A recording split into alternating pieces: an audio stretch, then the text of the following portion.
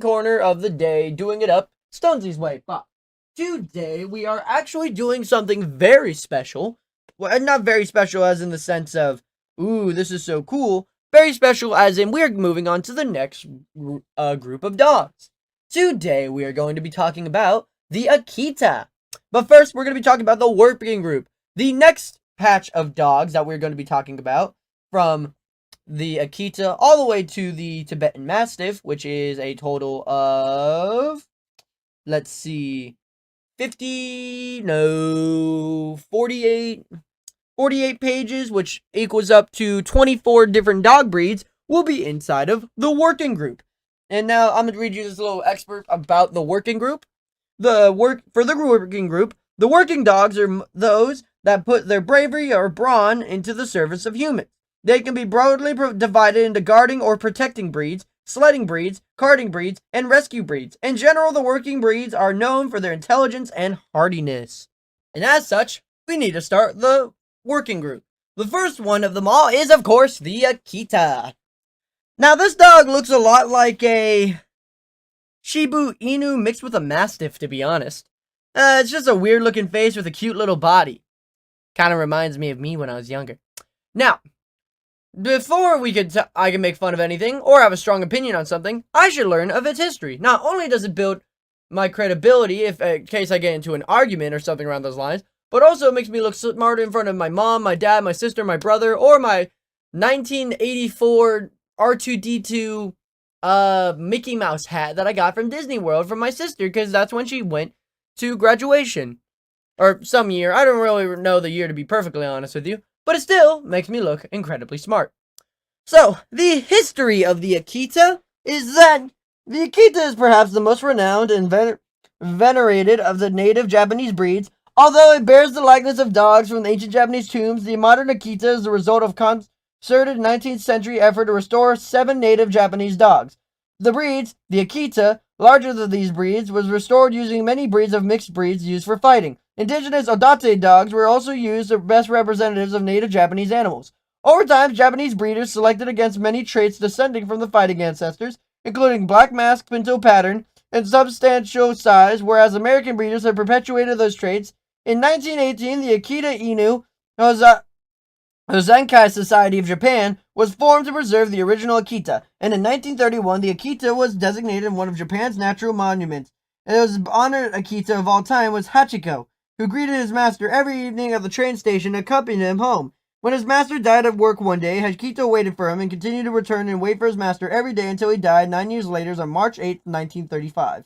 Today, a statue of the annual ceremony paid homage to Akita's loyalty. The first Akita arrived in America in 1937, when Helen Keller returned from Japan with one. Following World War II, servicemen returned home with Akitas from Japan. The breed's popularity grew slowly until it received AKC, American Kennel Company, recognition in 1972. Since then, it's steadily gained admirers and continues to grow in popularity. The Akita is now used as a guard and police dog in Japan. Wow, it has a lot of Japanese heritage in it. So, what if I want to own something of such important Japanese history? What's the temperament? Is it good with kids? Is it as loyal as the statue is proclaimed? Well, the temperament of the Akita is that as benefiting as the Spitz-like heritage, the Akita is bold, independent, stubborn, and tenacious. Demonstrative to his family, it is utterly devoted and protects family members. It is reserved with strangers, and it can be aggressive towards other dogs. It's domineering, though not a breed for everyone. In the right hands of the Akita is an excellent companion. So, maybe not so good with kids, but, if you are a person who's single and, just wanting a dog, maybe it's good for you. What's the upkeep? How do I keep my strong, independent doggy with me at all times? Well, the upkeep of the Akita appreciates mental and physical exercise every day. It needs a chance to run in a safe area on a leash for a long jog. Given ample exercise and training, it can be quiet and well-mannered house dog. The Akita is able to live outdoors in temperate or cool climates, but is happiest when it spends most of its time with its family. The coat needs brushing about once a week to remove dead hair. Much more often than shedding, they tend to be somewhat messy drinkers. Wow, a messy drinker in the house. Like we don't have enough of those. I don't know if that joke landed with you or don't. I hope it didn't. Now, for any children, please cover your ears. For any adults or teenagers, please listen if you own an Akita, for we're going to be talking about the health concerns, the major, the minor health concerns, what they're occasionally seen with, their suggested tests, and their lifespan. Now, The major concerns are CHD and PRA. Minor concerns are elbow dysplasia, pemphigus, sebaceous enditis, gastric torsion, cruciate ligament rupture, osteosarcoma, lymphosarcoma, and hypothyroidism. They're occasionally seen with PRA, patellar luxation, VKH-like syndrome, entropin, epilepsy, cataract, polyneuropathy, retinal corneal hypoplasia, and microphthalmia. Ophthalma? I think that's how it says. Ophthalmia? They're suggested tests when you take them to the doctor are hip, elbow, eye, and thyroid. Lifespan is 10 to 12 years. And should be notes that onions have been documented to cause changes in red blood cells of Akitas. So Akitas don't like onions. Good to know. Now, what's the form and function of them? Imagine you don't see that picture in front of you. What can it do and what does it do? Well, the form and function of the Akita, as you may know from its history, is that it's a large and powerful breed with much substance and heavy bone. It is slightly longer than tall. The Akita's build reflects its original job of hunting game through deep snow and rugged terrain. Its double coat consists of a dense undercoat and straight, harsh outer coat, standing off on the body about 2 inches or less in length. Such a combination provides ample insulation from water and weather. The gait is brisk and powerful. The Akita is a versatile dog with large spitz type, able to perform as hunting companion and protector. Now, for the tier list of the section and the first tier list of the first working group, let me explain it to you. Let me rig it down. 5 is the best, 4 is better, 3 is average, 2 is the worst, 1 is the worst unless it comes to grooming. Now, the energy level, exercise requirements, playfulness, and affection level are all at a 3. Friendliness towards dogs is at a 1. Ugh, does not like other dogs. Friendliness towards other pets is at a 2. Not very kind with other pets. Friendliness towards strangers is at a 1. So, keep an eye on that. Ease of training is at a 3. So, pretty average. Watchdog abilities at a 5. So, very good at watching and keeping an eye on things. Protection abilities at a 4. So, they're pretty good at protecting too. Grooming requirements is at a 2, which is higher than average. But, whatever. Cold tolerance is at a 5, which is amazing. But heat tolerance is at a 1, which is not. The weight of a healthy male Akita should be 85 to 115 pounds. Female Akita should be 65 to 90 pounds. The height of a male Akita should be 25 to 28 pounds. And a female Akita is 23 to 26. I'm sorry if you hear clicking on my side. Someone is walking through my wooden floor. Or I guess it's a little linoleum. What are you doing in here, babes? How'd you get through the door? Oh, you're gonna go on my bed? Alright, good night. Sorry, that's my basset hound. He heard me talk about other dogs. He got jealous. Well, speaking of, the next dog we're going to be talking about looks, again, a lot like a husky. I think it's going to be a returning trend, and that is Alaskan Malamute. Fat and fluffy and silly looking and looks a lot like a husky. But before I can make fun of anything, or before anyone should have a strong opinion, they should always look into what they're very interested in, just in case for arguments or to teach others type of thing. That's where intelligence lies. Well, not only does knowing things help you, it makes you look smarter in front of your mom, your dad, your sister, your brother, or even someone you truly love and care for that much more. But also intelligence doesn't necessarily lie in knowing things. It's also knowing things and teaching them. That's why teachers are some of the smartest people you'll ever meet. And sometimes they ain't. I'm not going to deny that. Now, for the history of the Alaskan Malamute, it's like most dogs of the Spitz family. The Alaskan Malamute evolved from the Arctic region shaped by the adverse climatic conditions. Its origin is unknown, but it was first described living among the native Inuit people, shown as the Malamutes, who lived along Snorting Sound of Alaska's northwest coast. The word Malamute comes from Mahale, an Inuit tribe name, and Mut, meaning village. The dogs served as the hunting partners for big game, such as seals and polar bears, and hauled the heavy carcasses back home. These dogs were, of a necessity, large and strong rather than fast, and they were one dog to work as many smaller dogs. They were an essential cog in people's lives and were treated as almost as one of the family. Although they were never pampered as pets, their unforgiving environment meant that less than optimal dog would probably not have been kept. And the first outside explorers came to the region in the 1700s. They were impressed not only by the hardy dog, but also by their owner's obvious attachment to them. With the discovery of gold in 1896, a flood of outsiders came to Alaska. For entertainment, they staged weight pulling contests and races among the dogs. The native breeds were interbred and each other was brought by settlers, often admitted to create a faster racer, simply a supply of the vast numbers of dogs needed to supply the gold rush. The pure Malamute was in danger of being lost in the 1920s, and New England dog racing enthusiasts obtained some good specimens and began to breed the traditional Malamutes. As the breed's reputation grew, some were chosen to help Admiral Beard in his 1933 trek to the South Pole. During World War II, the Malamute was once again called into service, this time to serve as freight haulers, pack animals, and search and rescue dogs. In 1935, the breed received American Kennel Company recognition and began a new phase as an imposing show dog and loyal pet. So, do you want to own a war veteran? That would be the Alaskan Malamute. So what if you do? What's the temperament? How are they good with kids? Will their flashbacks come back in the heat of time? Well, the temperament of the Alaskan Malamute is that the Alaskan Malamute is powerful, independent, strong-willed, and fun-loving.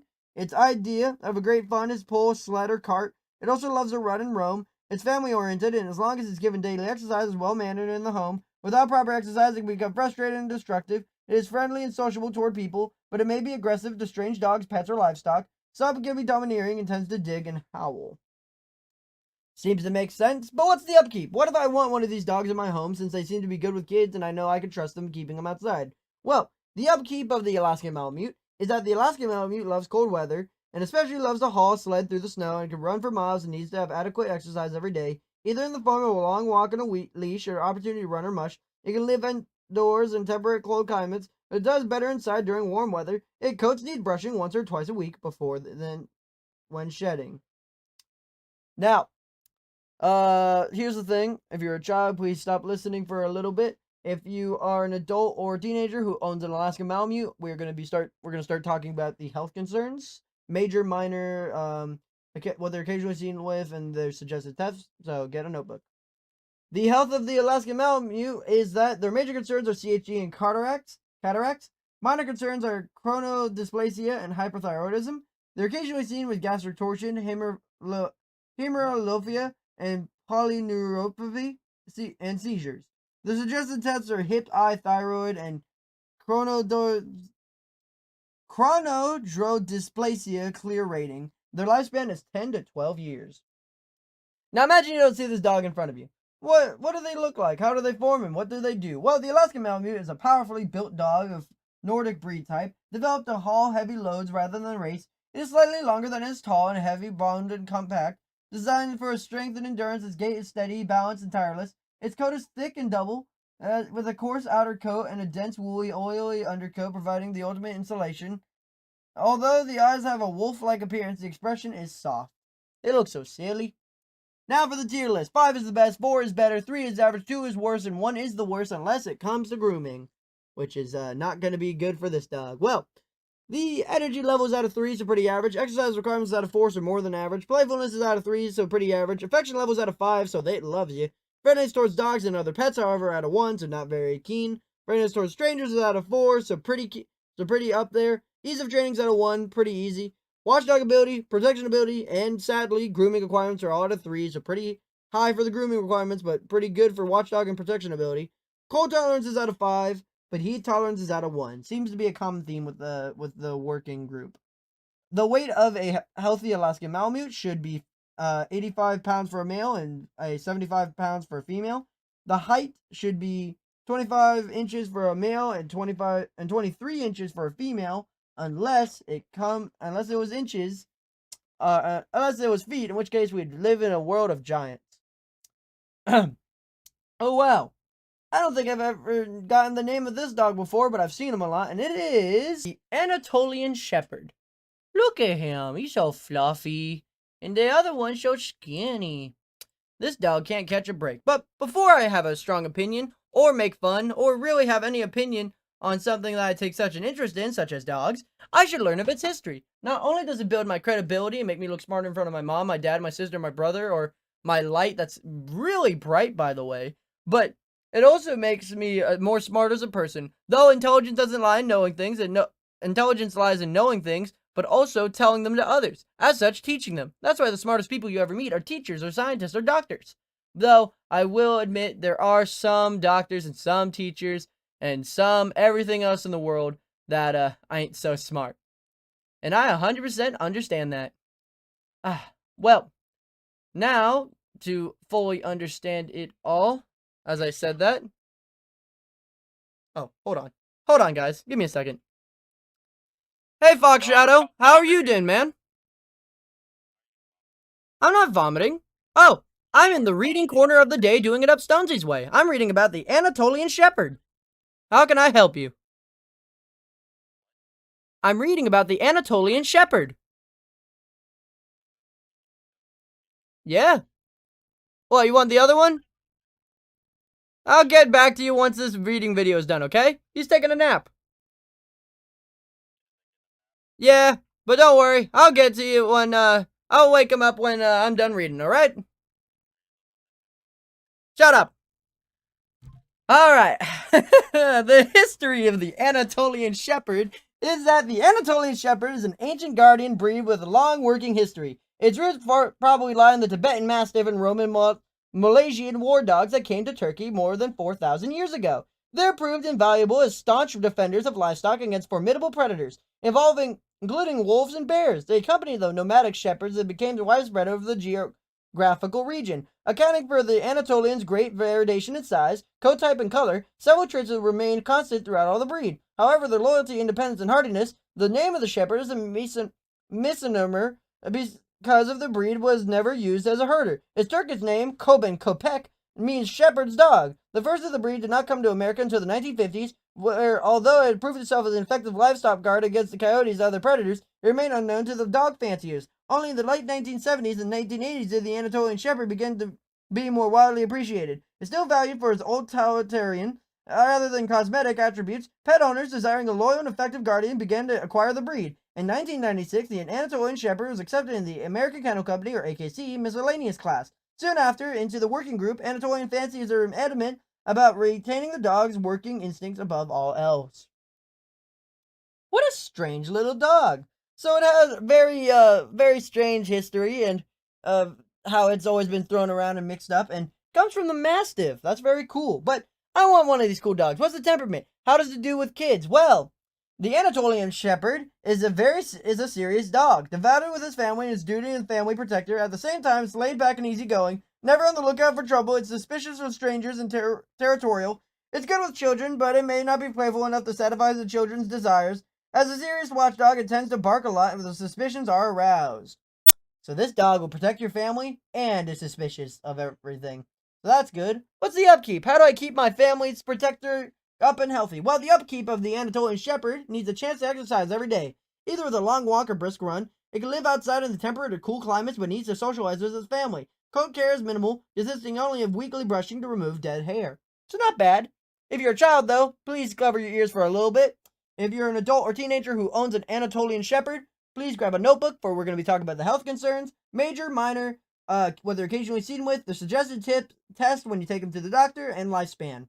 The major concerns are CHD, minor concerns are entropin, they're occasionally seen with nothing, which is good. Suggested tips are for the hips and eye. Their lifespan is 10 to 13 years, and a personal note from the Encyclopedia of Dog Breeds, 2nd edition, D. Caroline Cloley, PhD, says that they're sensitive to barbiturate anesthesia. Seems to be a common thing with a lot of the dogs. Now imagine you don't see that dog in front of me. What's its form? What's its function? What does it do? Well, the Anatolian's built tough and to do a tough job. It's a large, powerful, rugged dog, having both great agility and endurance. It has great bone and large head. Its gait is powerful, smooth, and fluid. Its coat consists of thick undercoat and an outer coat that ranges from short, about 1 inch, and to rough, about 4 inches, slightly longer around the neck and mane. The expression is intelligent, and general impression is one of the bold yet calm protector. Now for the final section is the tier list. 5 is the best, 4 is better, 3 is average, 2 is worse, 1 is the worst unless it comes to grooming. Oh my goodness. Energy levels out of 2, so not a lot of energy. Exercise requirements, playfulness, and affection level are out of 3, so pretty average. Friendliness towards dogs is out of 1. Friendliness towards other pets is out of 3. Friendliness towards strangers is out of 1. Ease of training is out of 3, so pretty average. Watchdog and protection abilities out of 5, so who doggy. Grooming requirements is out of 2, so worse than average. Cold tolerance is out of 4, and heat tolerance is out of 3. So better cold tolerance, not so, about average heat tolerance. Weight of a male should be 110 to 150 pounds for healthy, and a female should be 80 to 120 pounds. The average height of a male Anatolian Shepherd is 29 inches up and up. and for a female is from 27 inches and up, because if it was feet, we'd be living with giants. This dog was seen in a movie I watched recently. It wasn't Milo and Otis, but it was pretty close. And that is the Bernese Mountain Dog. He's he's a big old mountain dog. He's a big old doggy. Oh my goodness, I would love to give him all the lovins in the world. But he looks like such a good boy. But before I could have any opinion, and yes, even positive, about anything in life, I should always do the one thing I always tell y'all to do, and that is to look at its history. No matter, even if I should know about it or know a lot about it, it never hurts to learn even more. It also makes you look smarter in front of your mom, your dad, your sister, your brother, everyone around you. Makes you smarter in front of your friends too, though they might not take kindly to you because you may be a nerd. Just FYI. But yeah, and intelligence isn't necessarily knowing things. It's more in knowing and then teaching. That's why some of the nicest, smartest people you ever meet are teachers and doctors. Though I understand there are some dumb teachers and there are some dumb doctors. Intelligence also lies in how your social credibility works, because you may be the smartest man on the planet, but if your voice is never heard, how will anyone know? Well, the history of the Bernese Mountain Dog is that the most well-known of the Sennehund, or Swiss mountain dogs, the Bernese is distinguished by being the one of the only very long, silky coat. The origin of the breed is speculative at best. Some experts believe its history traces to the Roman invasion of Switzerland, when Roman mastiffs were crossed with the native flock guarding dogs. This cross produced a strong dog that was able to withstand the alpine weather that would starve the draft dog, flock guard, drover, harder, and general farm dog. Despite their utility, little attempt was made to perpetuate them as a breed purposely. By the late 1800s, the breed was in danger of being lost. At the time, Professor Albert Him initiated a study of Swiss dogs that led to the identification of the Bernese Mountain Dog as one of the existing types.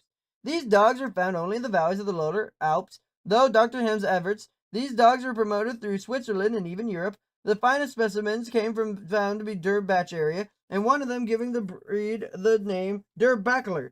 With the breed spread, the name changed to Bernese Mountain Dog. The first Bernese came to America in 1926. Official American Kennel Company, AKC, recognition was granted in 1937. Wow, that's pretty cool. But what's their temperament? How do I get this big old mountain dog into my home? Well, the temperament of the Bernese Mountain Dog is easygoing. Calm family companion, that is, after it leaves an adolescent stage. It's sensitive, loyal, and extremely devoted. Gentle with children and often reserved with strangers. It generally gets along well with other dogs and pets, and they do not do well as isolated from family activities. So keep it around and keep them social. What's the upkeep? How do I keep my little doggy up and running? Well, the upkeep of the Bernese Mountain Dog is that this dog enjoys the outdoors, especially in the cold weather. It needs daily and moderate exercise, either a good hike or walk on the leash. Enjoys bowling, although it can physically live outdoors in temperate, cold climates. It's also in tune with its human family, that it cannot be regulated to live alone in the yard. Inside, it needs plenty of room to stretch out. Its coat needs brushing 1 or 2 times weekly, much more often than shedding. The Bernese lifespan is described by a Swiss expression, 3 years a young dog, 3 years a good dog, and 3 years an old dog. All else is a gift from God. Maybe we will learn why in the health section. So any children listening, please cover your ears. Any adults or teenagers who own a Bernese Mountain Dog, please listen up, as this is going to be talking about the health concerns, the major health concerns, minor, what they're occasionally seen with, their suggested tests to fix this, their lifespan, and a note from the book's creator. Major concerns are the CHD, elbow dysplasia, mast cell tumor, and gastric torsion. Minor concerns that are seen are cataracts, ectropin, and SAS. They're occasionally seen with hypolimnination allergies, VWD, hepatocerebellar degeneration, and hypothyroidism, PRA. The suggested tests are for the hip, elbow, and eye, cardiac, DNA, or VWD. Their lifespan is 6 to 9 years. That's not very long. And a note is said that extra care must be taken to avoid heat stroke. Very fluffy, as it says. But imagine you don't see this in front of you. What's the form? What's the function? What does it do? Well, the Bernese Mountain Dog is slightly longer than tall, though appearing square and a sturdy, large, hardy dog capable of both draft and droving work. This requires a combination of strength, speed, and agility. Its natural working gait is a slow trot, but its good reach and drive. Its thick coat is moderately long, slightly wavy or straight, providing insulation from the cold. The expression is gentle and the color is striking. Now for the tier list. 5 is the best, 4 is better, 3 is average, 2 is worse, and 1 is the worst unless it comes to grooming. Probably not going to be with this dog, though.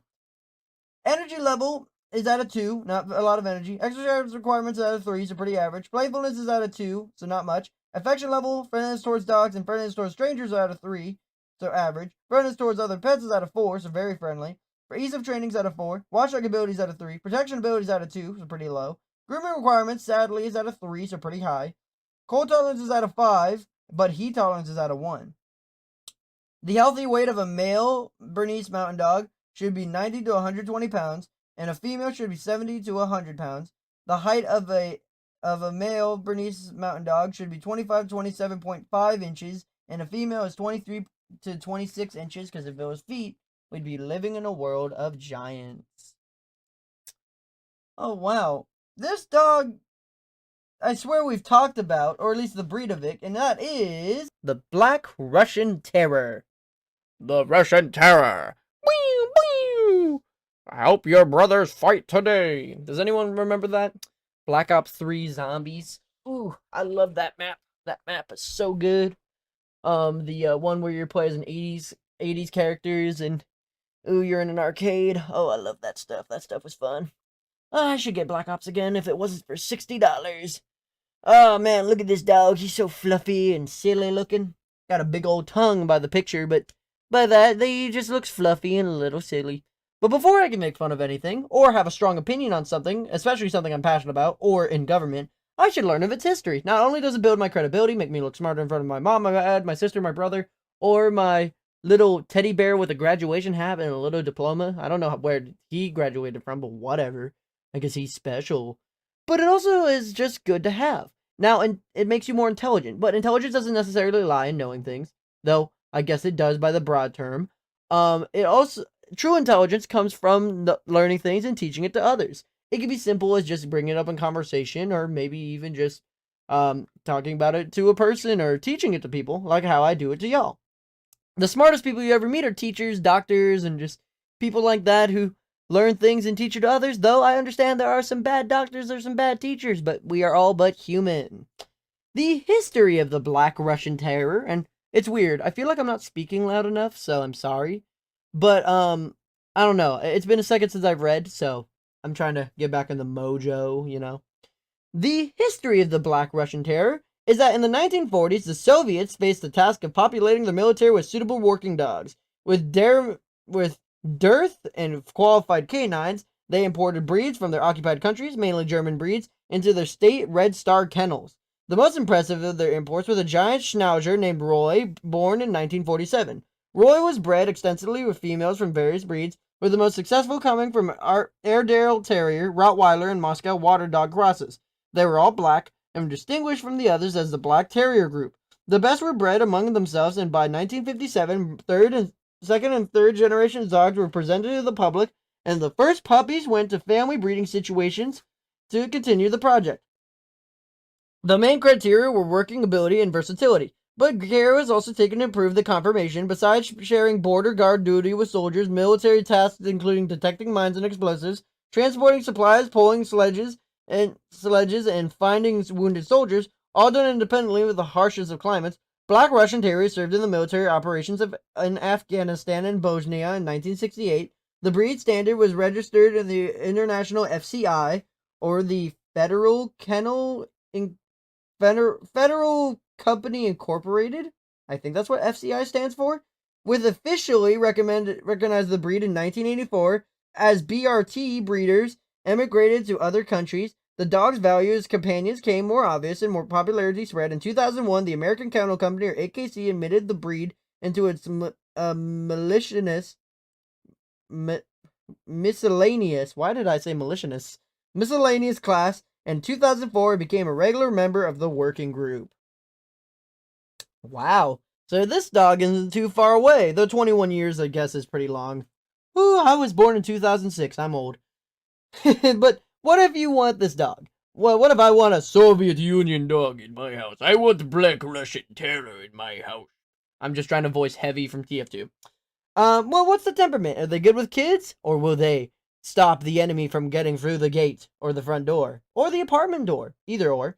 Well, the temperament of the Black Russian Terror is that they're calm, confident, and courageous. Sums up the Black Russian Terror. Reserved with strangers, BRTs are very attached and protective of their families. They're fast learners, but also independent thinkers, and they are stubborn if pushed to do something they don't want to do. BRTs are affectionate and social. They tend to stick close to their people. Even inside the house, they are gentle and playful with children. They may not be good with strange and dominant dogs, but are fine with other pets and smart canine housemates. So can destroy the American Terror on the outside, but it's good with kids on the inside. The Black Russian Terror. What's the upkeep? How do I keep this dog up and running and good and protecting my kids while also being kind? Well, the upkeep of the Black Russian Terror is that BRTs need, or Black Russian Terror, I should say that BRT and Black Russian Terror are the same thing, need social interaction as well as a mental and physical exercise. Obedience or agility and training is helpful in channeling the breeds need to work. BRTs do not need to do well as kennel dogs because they seek to need human contact. They are quiet inside. They do not bark frivolously. The BRT doesn't shed much. Its coat needs thorough combing once or twice a week, and it needs trimming every 6 to 8 weeks. A showed trim is carefully done to show off the dog's conformation without giving it a sculpted look. The coat should appear tousled. Ah! Ow! Ow! Is one of my teeth bleeding? Ah! You ever get that? Where all of a sudden your tooth just starts aching? A toothache, if you would. Maybe, maybe not. I've been brushing my teeth every day. I've been a good boy, Mr. Dental. Mr. Sandman, don't take my teeth. Or the Tooth Fairy, whichever it is. Does the Tooth Fairy magically take the teeth? That might be a video in and of itself. The history of the Tooth Fairy. Well, alright, so, if you are a child, please cover your ears and now think about the Tooth Fairy, I guess. If you are an adult or a teenager who owns a Black Russian Terrier, please get your notebook, because we're about to talk about the health of them, their major concerns, minor concerns, what they're occasionally seen with, their suggested tests when you take them to the doctor, and their lifespan. So, yep. For the health of the Black Russian Terrier, their major concerns are CHD, minor concerns are elbow dysplasia, which is surprising because this isn't a very tall-looking dog, though I could be wrong. They're occasionally seen with PRA and dwarfism. Again, they don't look tall. Their suggested tests are hip, elbow, and eye, and their lifespan is 10 to 11 years. Now imagine you don't see this dog in front of you. What does it do? How does it run around, and what does it look like? Well, the Black Russian Terrier the form and function of the Black Russian Terrier must be strong of body and mind to perform its duty as a reliable guard and military dog. This is a large-boned and well-muscled dog, capable of pulling a heavy load, yet having the agility to traverse rocky terrain or overtake an adversary. The head and neck are powerful. A reliable, intelligent temperament is essential in the dog that is also has strong protective instincts. Courage is also a must. The weatherproof outer coat repels water. The undercoat insulates the dog to the cold. Length of the coat should vary from 1.5 to 4, with longer coats detracting from the dog's working ability. Now for the tier list in the final section of this episode. 5 is the best, 4 is better, 3 is average, 2 is worse, and 1 is the worst unless it comes to grooming. But I don't think we're going to be spared. This is a very fluffy dog. Energy levels at a 2, so lower than average. Exercise requirements at a 3, so pretty average. Playfulness is at a 2, so lower than average. Affection levels at a 4. Friendliness towards dogs is at a 3. Friendliness towards other pets is at a 4, so pretty high. Friendliness towards strangers is at a 1. They don't like the things they don't understand. Freeze of training is at a 3. Watchdog and protection ability are both at a 5, so pretty good. Grooming requirements is at a 3, so pretty bad. Cold tolerance may be at a 4, but heat tolerance is at a 2, so they can take the cold, but not the heat. The healthy weight of a male and female Black Russian Terrier should be 80 to 145 pounds. Oh my.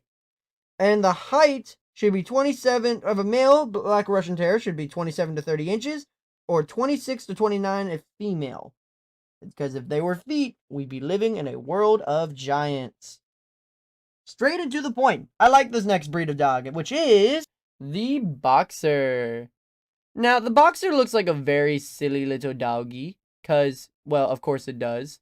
And yeah, I mean, he's just such a silly little guy, you know? Like, I love him. I love little doggies like that. Because they're so, like, innocent and small, but he also looks very, how do you say, silly looking? But before I can make fun of him, or have a strong opinion on anything I hold dear, or maybe I don't, I should learn of its history. Not only does it make me look smarter in front of my mom, my dad, my sister, my brother, and, I I don't know, maybe my protective parent guardian. I don't know. Not everyone has the things that some have, and that's okay. Doesn't change the way and how cool you are. But it also makes me more intelligent. Now, intelligence doesn't necessarily lie in knowing things. It also lies in knowing things and how to use your knowledge in the world. So, for example, some of the smartest people you ever meet are teachers, doctors, and just people like that in general. Though there are people who are like that who aren't smart, or there's just some that aren't kind. Simply put, intelligence doesn't necessarily lie in kindness either, because there's some people who are intelligent and will flaunt it, and there's some people who are intelligent and don't. I really hope to all the viewers out there, if you are intelligent, which I believe you are, I don't need to know who you are, you will use your intelligence for kindness over being stuck up. Now, the history of the boxer is that it derives from two Central European breeds of dog that no longer exist. The larger Danziger Bullenbeiser and a smaller Brabantner Bullenbeiser. Bullenbeiser means bull biter, and these dogs were used to chase large game, wild boar, deer, and small bear, through the forest, hanging onto it until the hunter arrived to kill it.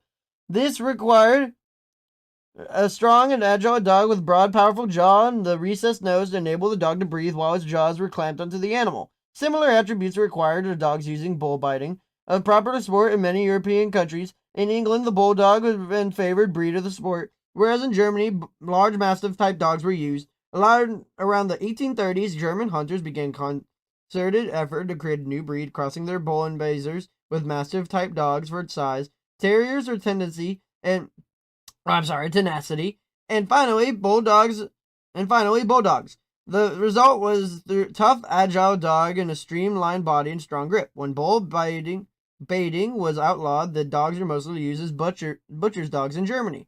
Controlling cattle and slaughter yards by 1895, an entirely new breed, the boxer, had been established. Although the exact origin of the name boxer is obscure, it may have been derived from the German Boxel, as they were called the slaughterhouses.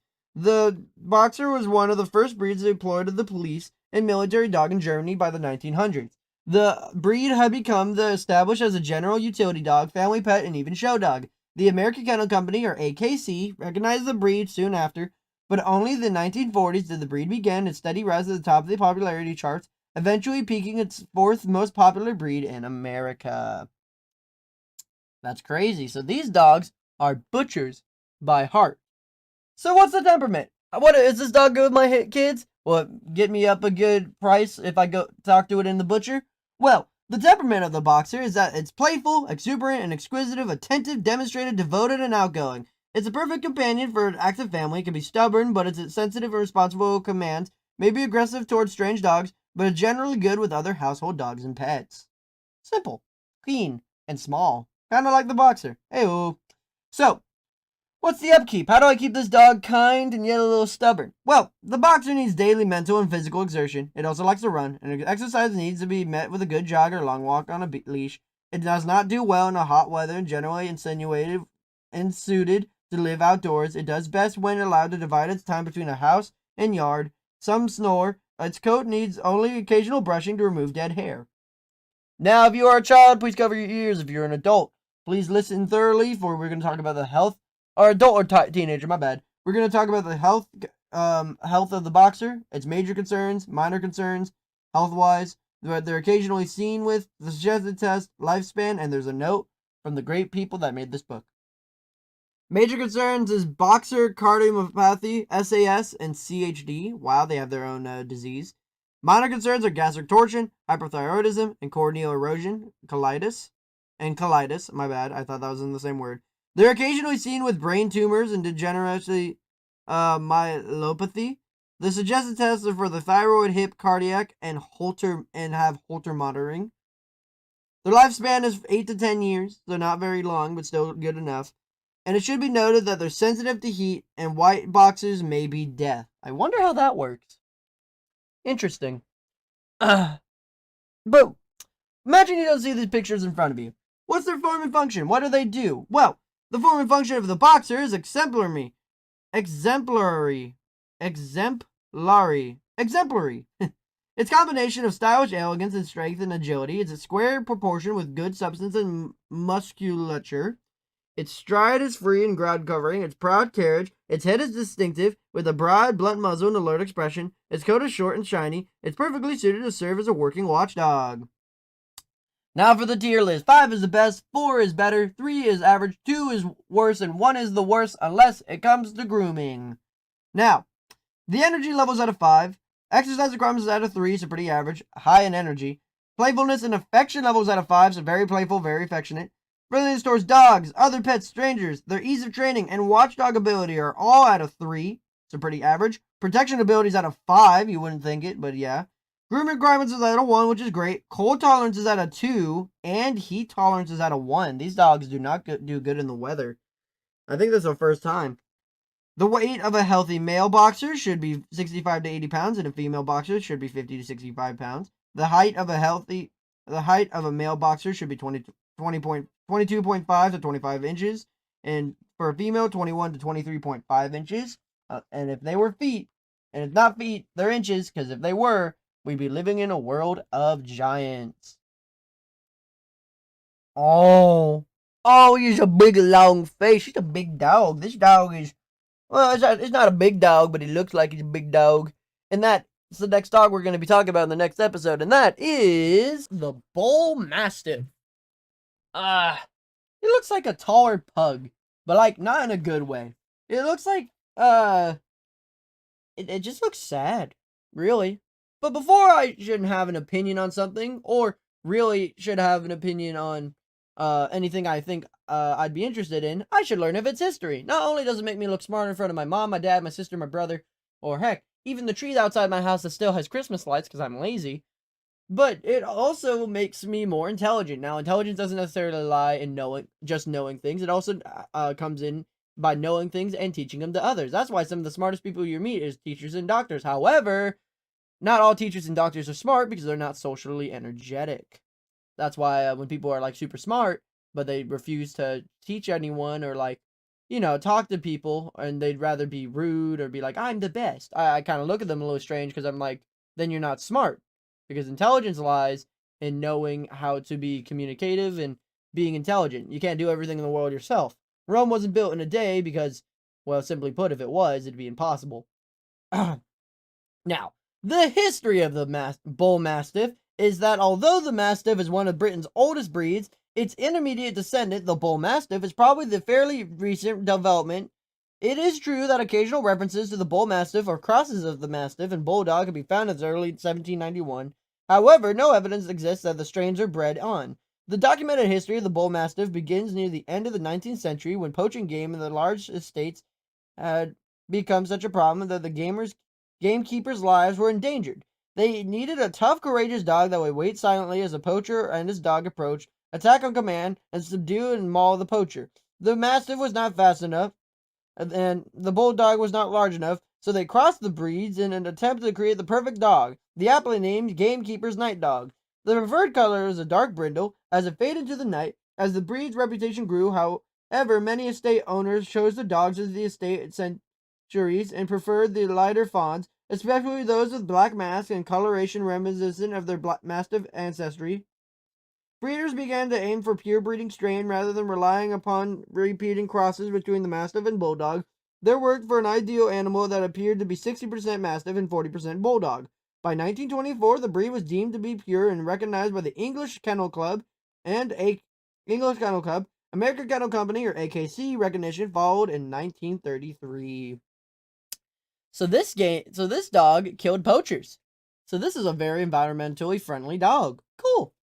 What's the temperament? How do I keep my environmentally favored dog in check? Well, the temperament of the Bull Mastiff is that the Bull Mastiff is gentle and quiet, a devoted companion and guardian. It's not easily roused, but once threatened, it's fearless. It is stubborn and cannot easily be goaded into action against its will. Some can be aggressive towards strange dogs. Males especially tend to not tolerate other males. They're good with children, but would be raised with them. The Bull Mastiff needs a firm but loving home. Is not for fragile or timid owners. Okay, that's me. So, what's the upkeep? How do I keep this dog in check? Or, how do I keep this dog up and running and bold and yet protective? Well, the upkeep you would need for the Bull Mastiff is that it's a big dog and needs daily exercise to stay in shape. It needs are moderate, however, can be met with walks on a leash and short romps. It does not do well in hot, humid weather and generally should be kept. Oh, I just blinked. That's weird. Should be kept as an indoor dog. It needs a soft bed and plenty of room to stretch out. It drools, some snore. Goat care is minimal. All right. Now, if you're a child, please cover your ears. If you are an adult or teenager and you want to know about the bull mastiff, or if you want to know the health concerns of the bull mastiff, we're going to be talking about the major, minor, what concerns, what they're occasionally seen with, their suggested tests when you take them to the doctor, and their lifespan. Major concerns are the gastric torsion, CHD, and elbow dysplasia. Minor concerns are entropin, and they're occasionally seen with hemangiosarcoma, osteosarcoma, lymphosarcoma, mast cell tumors, cardiomyopathy, SAS hypothyroidism. Suggested tests when you take them to the doctor is hip and elbow, also the eye, and their lifespan is 8 to 10 years. Now imagine you don't see these pictures in front of you. What's the form and function? What do they do and how do they look? Well, this nearly square breed should be powerful and active, a combination of strength, endurance, and alertness. It should appear at about 60% Mastiff and 40% Bulldog. Its gait is smooth and powerful, and its angulation is moderate. Its coat is short and dense, and expression keen and alert. These attributes allow the Bull Mastiff to both overtake and overpower intruders.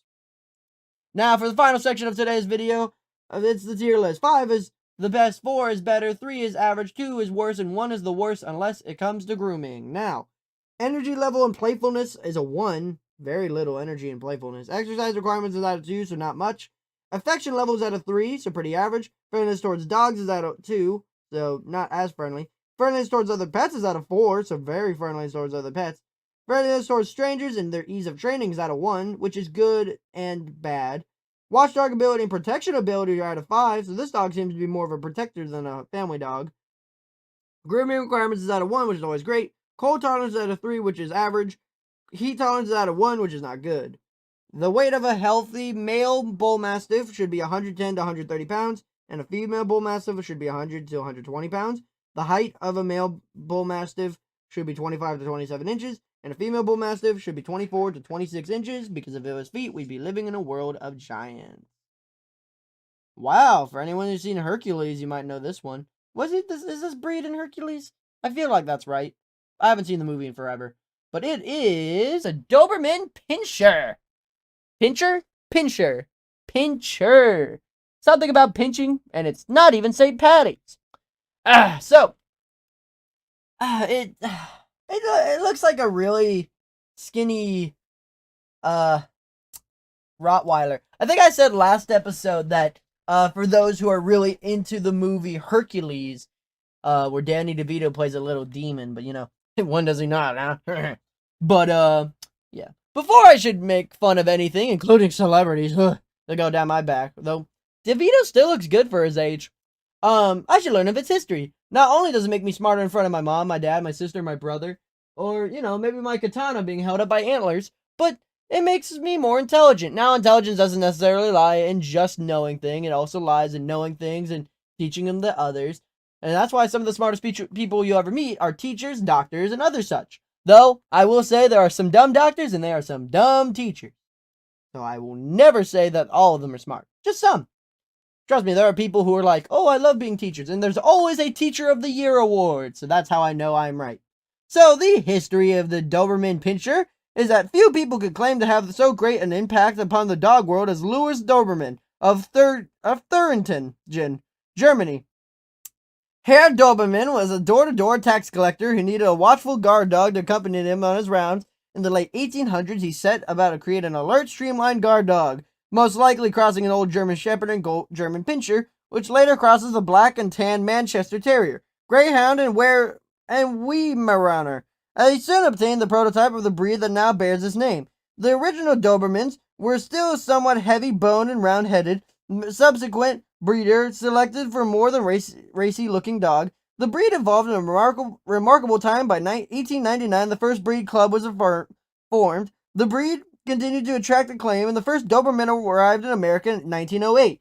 It soon found favor throughout Europe and the America as a police and guard dog, and later as a war dog. Its prowess in the areas soon brought more admirers, and the Doberman quickly became a valued family protector. Its chisel silhouette and fearless alert demeanor had made the Doberman a top contender as a show dog, and its fame grew Many families grew to appreciate the breed as a family pet, and the Doberman eventually rose to the second most popular breed in America in 1977. During this time period, a few challenges arose for the breed. The emergence of the albinistic white Doberman in an effort to decrease the chance of producing these dogs, the Doberman Pinscher Club of America convinced the AKC, the American Kennel Company, to tag the registration numbers of dogs with the likelihood of carrying the albino gene with the letter Z. With a chance of having albino kids, that's something new. Also, it has such a really rich history for all dog breeds because it technically made the first dog club. How cool. Now, let's say I want one of these histories in the making. What's its temperament? Are they good with kids, or are they just gonna sit down and read a book to them? Who would read a book to kids? That's so weird. Don't look at me. I'm sarcastic and hypocritical. So, the temperament of the Doberman Pinscher is that the Doberman Pinscher is an intelligent, capable guardian, ever on the alert and ready to protect his family or home. It's also a loyal and adventurous companion, and it likes to be mentally challenged, and is a gifted obedience pupil. It's sensitive and very responsive to its owner's wishes. Then some can be domineering. It's a general reserved of strangers, and it can be aggressive with strange dogs. Interesting. So it's reserved.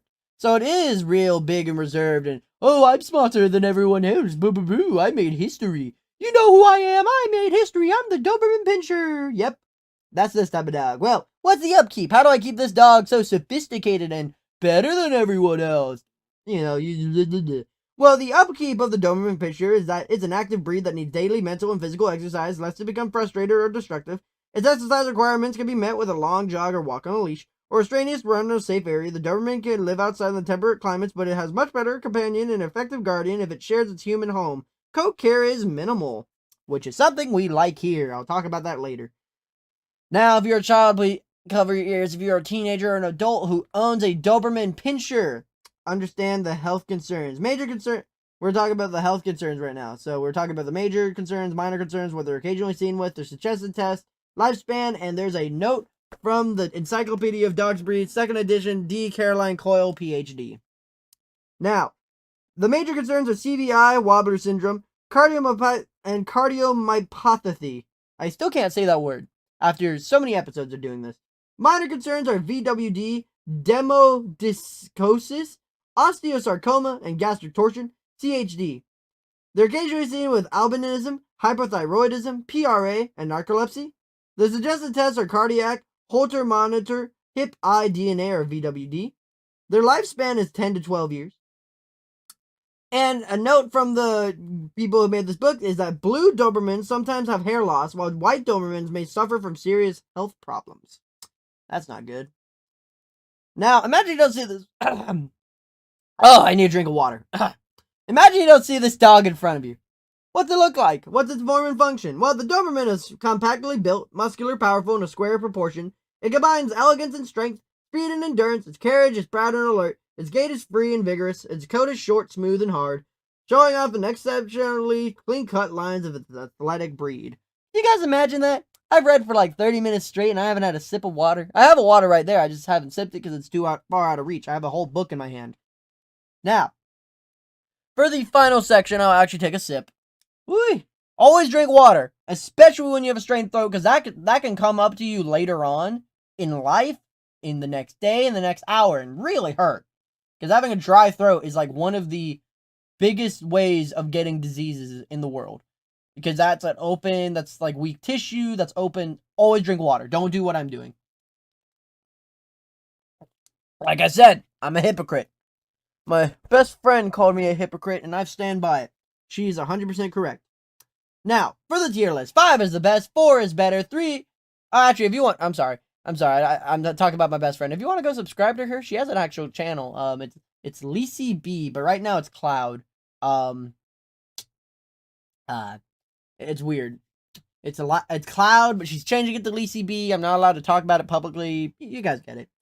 Now, I'm sorry. For the tier list, 5 is the best, 4 is better, 3 is average, 2 is worse, and 1 is the worst unless it comes to grooming.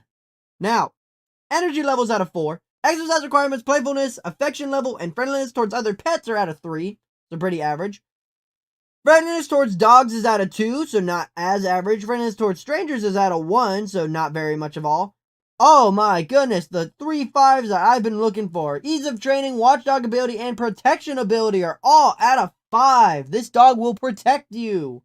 Grooming requirements is at a 1, and cold and heat tolerance are both at 3. We haven't seen that for the working group in a minute. The healthy weight of both a male and female Doberman Pinscher should be 65 to 90 pounds, and the height of a male Doberman Pinscher should be 26 to 28 inches, and a female Doberman Pinscher should be 24 to 26 inches, because if it were feet, we'd be living in a world of giants. Well, it's funny I say giants, because, wow, this dog definitely takes the opposite approach to it, and this is the German Pinscher. Whew. Now, if you might remember from last episode, and I could just be saying this wrong, because, yeah, it's been like a week since I recorded that episode. This dog is definitely the opposite of a giant. Let's see if my memory suits me well when I record the, or when I edit the working group video, huh? Yeah, that's not gonna be for a while, huh? But yeah, he's a small little dude. Actually, it reminds me a lot of Scrappy Doo. But before I can make fun of anything, or have a strong opinion on anything, especially if I like it, I should learn of its history. Not only does it make me look smarter in front of my mom, my dad, my sister, my brother, or my snowman that's outside, and... Hey, where'd it go? Where'd that snowman go? Why is there footsteps away from where the snowman was? What's that in that other window? Yeah, I'll figure it out later.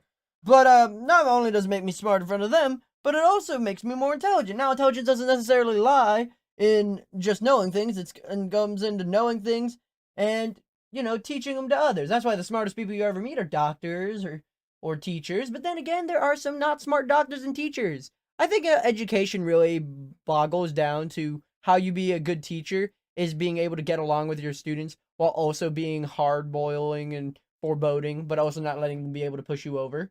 Because, like, if day one, if students are immediately nice to you, you're a pushover. But if you're like, you know, they're immediately sketchy of you and they're all quiet of you, and the next couple of days they're kind of fond of you, that's where you know you're a good teacher type of thing. Also, I have a cookie next to me I wanted to eat after the video, and it's covered in hearts, and I'm angry about it, and I'm sad about it, and I'm gonna cry about it in 15 seconds. But yeah, first we gotta learn the history of the German Pinscher. So the history of the German Pinscher, if I'm saying that right, please comment down below if I'm not, because I could not be, and I could be. It's hard to say. Is that the progenitor of the better-known Pinscher breeds? The German Pinscher is an old breed that can trace back to German Breiberhund of the 7th century and the Tanner of the 14th century and the 1600s dog with his ancestry or type were mixed with black and tan terriers, creating the Rattenfänger, a versatile working ratter and watchdog. The Rattenfänger became a Pinscher and remained a hard-working dog for several centuries, especially valued for the rodent-catching ability around the stables. With the advent of dog shows in the late 1800s, interest of the Pinscher grew. The first Pinscher breed standard was drawn up in 1884. The breed didn't garner immediate favor, with dog fanciers and numbers fell in an effort to count, register, and exhibit Pinschers and thwarted the World Wars. After World War II, the breed was on a verge of extinction. Between 1949 and 1958, not a single Pinscher litter was registered in West Germany, and now the Pinscher had to rely on its descendant with a miniature Pinscher. For survival, 4 oversized miniature Pinschers were selected and registered in 1958 by the Pinscher Schnauzer Club in West Germany. The Pinscher female was smuggled from East Germany, where Pinschers still existed, and bred to 3 different mini-pin males. Almost all current Pinschers descended of these 5 dogs. German Pinschers began their presence in America in the late 1970s. In 2001, the American Kennel Company, or AKC, admitted the German Pinscher to the miscellaneous class, and in 2003 he became a bona fide member of the working group. This must be the most current dog ever. That was 22 years ago. Put that in your perspective. 22 years ago was 2003. Crazy of a thought. But what's the temperament? How can I get this dog that was brutally smuggled across countries and forced to breed with other dogs into my home? You know, I kind of feel bad for calling it Scrappy Doo now. Well, the temperament of the German Pinscher is that it's vivacious, tenacious, and courageous. The German Pinscher is a lively, self-appointed property patroller.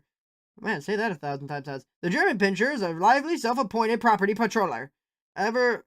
Self-appointed property patroller, self-appointed property patroller, self-appointed property patroller. I can do it.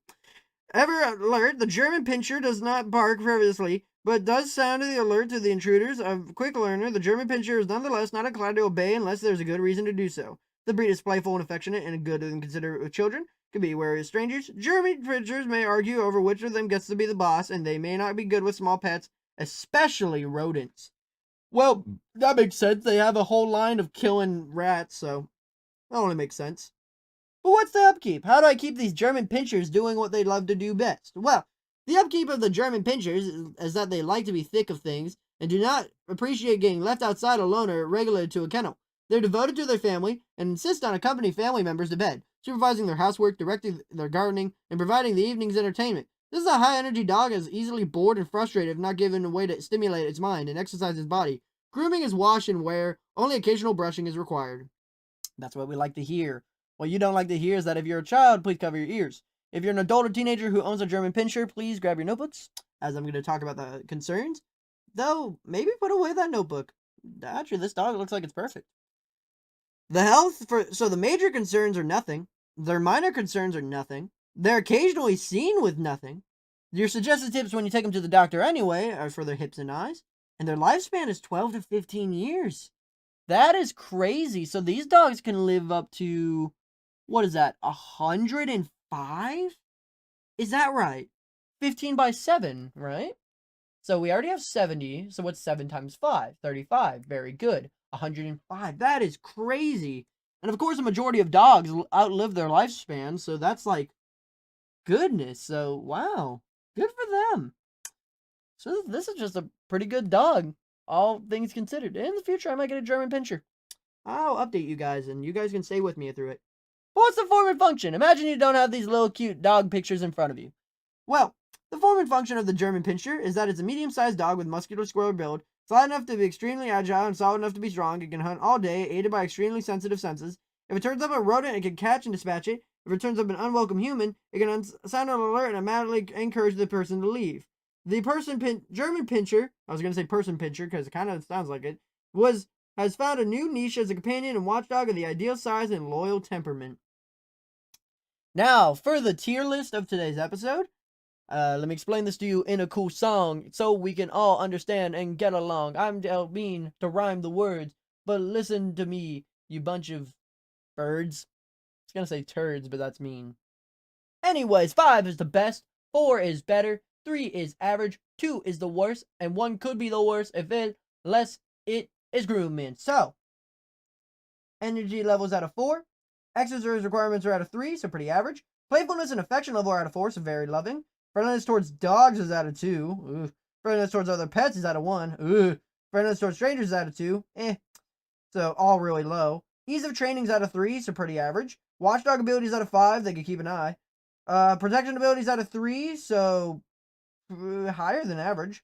I think that's how that one goes. Grooming requirements is out of 1, we love it. Cold tolerance is out of 1, we don't love it. But heat tolerance is out of 4, which is higher than average, which is good. The healthy weight of a male and female German pinscher is 25 to 35 pounds. I can bench these guys. Well, that's actually really sad to say. The average bar is 45 pounds. I swear I'm stronger than that, guys. I truly do. And the height of a German pinscher, both male and female, is 17 to 20 inches because, let's face it, if they were feet, we'd be living in a world of giants. But honestly, I think these German pinschers deserve it. I swear we've talked about this dog before, but maybe not one of this, scale. And that it is the giant schnauzer. It's really sad, is I had a picture in mind when I read this in today's episode. But what made me really sad was that I actually couldn't get the proper picture for it because it's a WebP. I don't know what the heck that is. That must be a new image format. Because every time I try to use one for thumbnails, I always got flagged, and they're like, "You can't use this image. This is governmentally controlled or protected." And I'm like, "Okay, so I can't use these types of images." So I never did. I stick to JPEGs. And yeah. So these are not really good for size comparison, but basically they're the size of a bridge railing. That's the picture. I saw it from Reddit years ago. That's the picture. Just look up giant schnauzer when you get the time. Because these guys are gigantic. But before I can make fun of, or, have an opinion on anything, especially if I like it, I should learn of its history. Not only does it make me smarter in front of my mom, my dad, my sister, my brother, or my basset hound who keeps grunting at me because he's trying to sleep. Because it's 10:14 at night, and he's like, "Dad, please, go to bed and stop making audiobooks." I won't, Bubby, because I do this for fun. but it's also good because it makes you more intelligent. Now, intelligence doesn't necessarily lie in just knowing things, it also has in knowing things and teaching them to others. And that's why some of the smartest people you ever meet are teachers or doctors, though then again, there are some good teachers and good doctors, and then again, there's some real bad teachers and real bad doctors. Not everyone's fit for certain things and others, and you maybe wonder, how the heck did they get through educational school? Because I think that's really a bad thing, is people can be really smart but not sociable, so they're not really good at teaching, are they? Makes you wonder.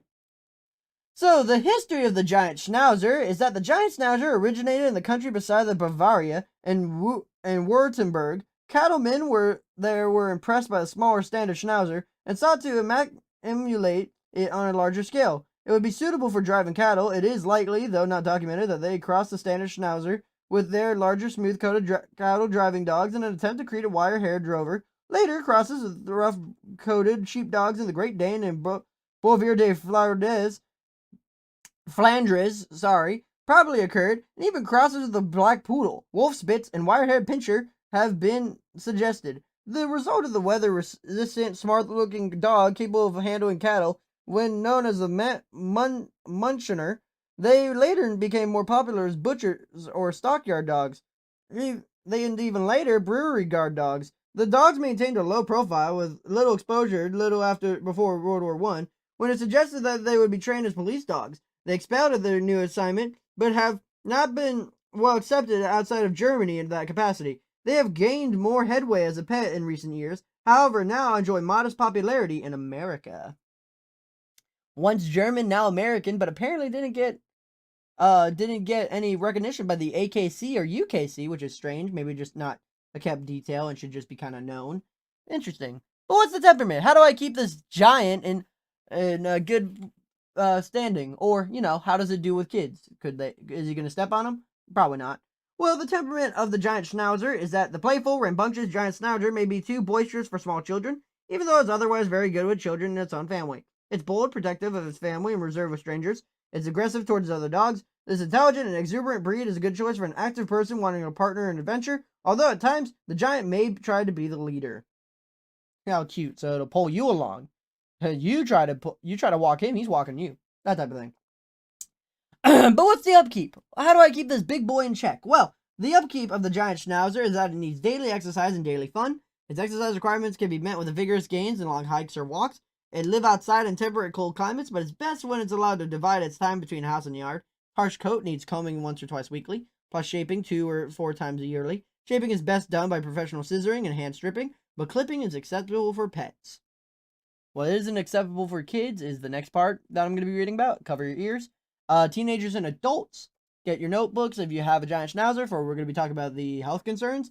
And unlike the dog we read in the last episode, this guy actually does have some concerns. Their major concerns are CHD, minor concerns are OCD, gastric torsion, or hypothyroidism, which is really surprising that the gastric torsion gets them, but then again, big stomach, big virus, so they're occasionally seen with nothing, though, keep an eye.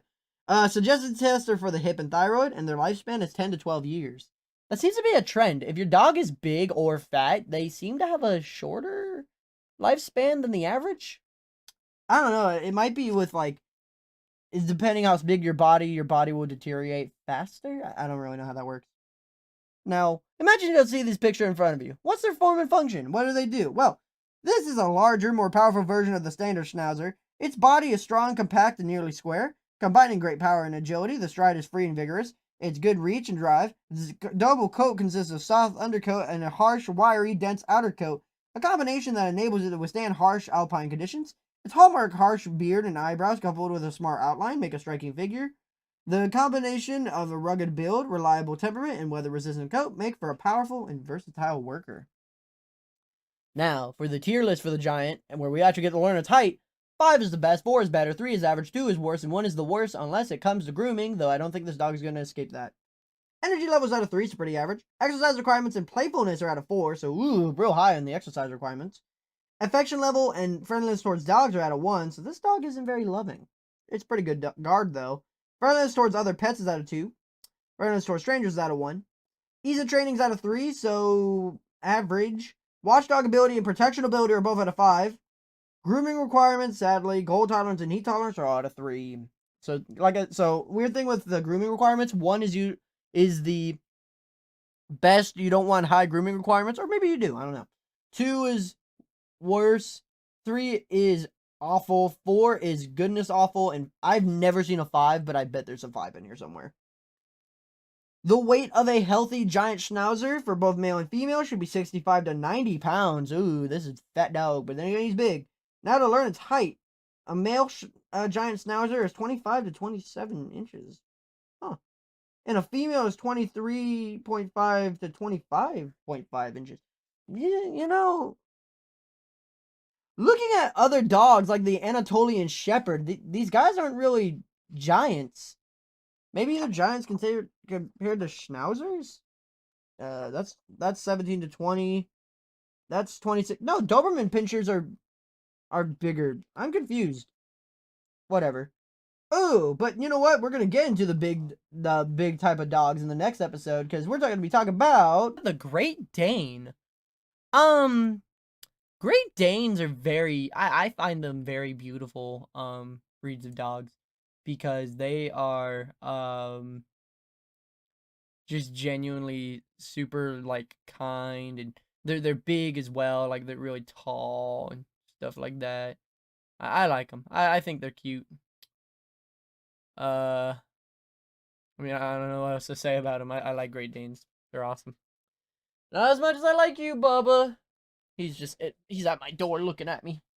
But they're too tall. But before I can make fun of or have an opinion on anything, I should know of its history. Not only does it make me smart in front of my mom, my dad, my sister, my brother, or my basset hound who's looking at me through the doorway very disappointed because I'm talking about another breed of dog besides his own, but it also makes me more intelligent. Now, intelligence doesn't necessarily lie in just knowing things, but it also lies in knowing and teaching them to others. That's why some of the smartest people you ever meet are teachers and doctors. Though there are some dumb doctors and there are some dumb teachers. I like to say socially is the reason, but there could be many other reasons. Now, the history of the Great Dane is that it's dubbed the Apollo of dogs. The Great Dane is probably the product of ancient Molossus war dog and the Greyhound. With these ancestors, its ability as a fearless big game hunter seemed only natural. By the 14th century, these dogs are proving themselves to be able hunters in Germany, combining speed, stamina, strength, and courage in order to bring down the tough wild boar. The dogs became popular in the landed gentry, not only because of their hunting ability, it was also because of their imposing yet graceful appearance. These noble dogs made gracious additions to any estate. British familiar with the breed first revered them as German boar hounds. Exactly when and why the breed was later dubbed the Great Dane is a mystery, because although undeniably great, it's not Danish. It is a German breed. In 1880, German authorities declared the dog should only be referred to as a Deutsch Dogge, and a name by which it still goes in Germany. The English paid no heed, and the old name stuck for the English-speaking world. By the late 1800s, the Great Dane had come to America. It quickly attracted attention, as it does to the very day. The breed has since achieved great popularity in spite of some of the challenges owning a giant dog entails. I sadly couldn't get a good picture of what the dog's height, but I do think the person to the dog maybe is good. I think that person's like 5 something, so that I guess gets a good. We'll learn about the height proper later. But yeah. Now, what's the temperament? How do I keep this great giant... Hi. Hello. What do you want, fat butt? You wagging your tail? Are you ruining my audio by clomping around? Is that what you're doing? Where'd you go? What are you doing? Okay, lay down. Thank you. What's the temperament? How do I keep this Great Dane in check? Well, the Great Dane is spirited, courageous, friendly, and dependable.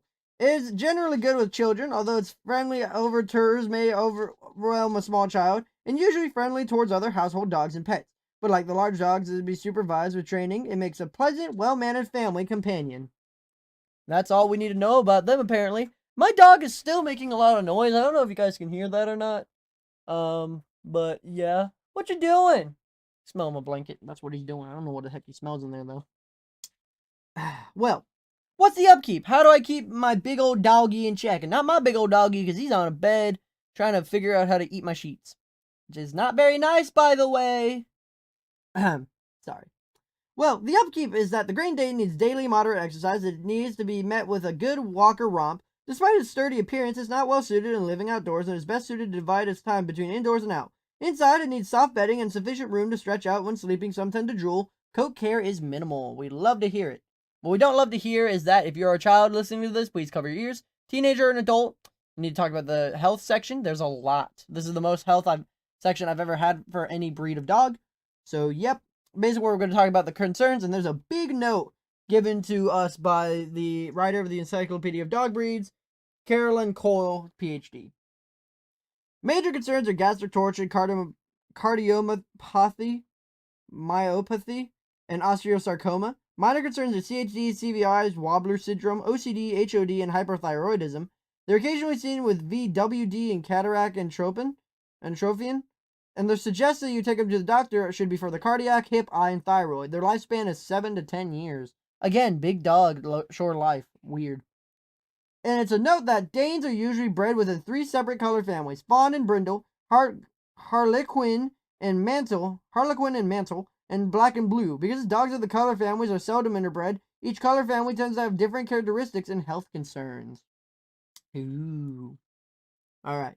Imagine you don't see these pictures in front of you. What's the form? What's the function? What do they do? Well, the form and function of the Great Dane is that a regal breed combines a great size and power with elegance, square proportion, and well-balanced. Gait is strong and powerful with long, easy strides. The attributes are necessary in a dog required to overtake when overpower relatively swift and formidable quarry. Its coat is short, thick, and glossy. The Great Dane is most noteworthy for its majestic carriage and appearance of Apollo of dogs. Now, for the final part of today's episode is the tier list. 5 is the best, 4 is better, 3 is average, 2 is worse, and 1 is the worst unless it comes to grooming. We don't have a single 5 today, so Energy level, exercise requirements, and playfulness are all at a 2, so really low, or pretty low. Affection levels at a 4, so they're loving. Friendliness towards dogs and other pets are at a 2, so not very. Friendliness towards strangers is at a 4, so betrayer. Ease of training is at a 3. And protection abilities out of 3, so average. Watchdog abilities out of 4, so yeah. Grooming requirements, which we love to see, is out of 1. Cold tolerance and heat tolerance, though, are both out of 2, so lower than average. The weight of a healthy male Great Dane should be 130 to 180 pounds. Goodness. And female should be 110 to 150 pounds. Still goodness.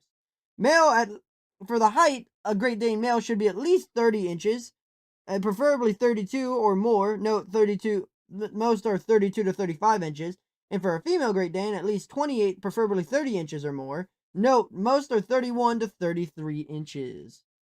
So they even beat the game, but don't worry, if it was feet, we'd be really living in a world of giants. Not really having to do with giants, but I guess their fur is pretty giant in that regard. And that is... today.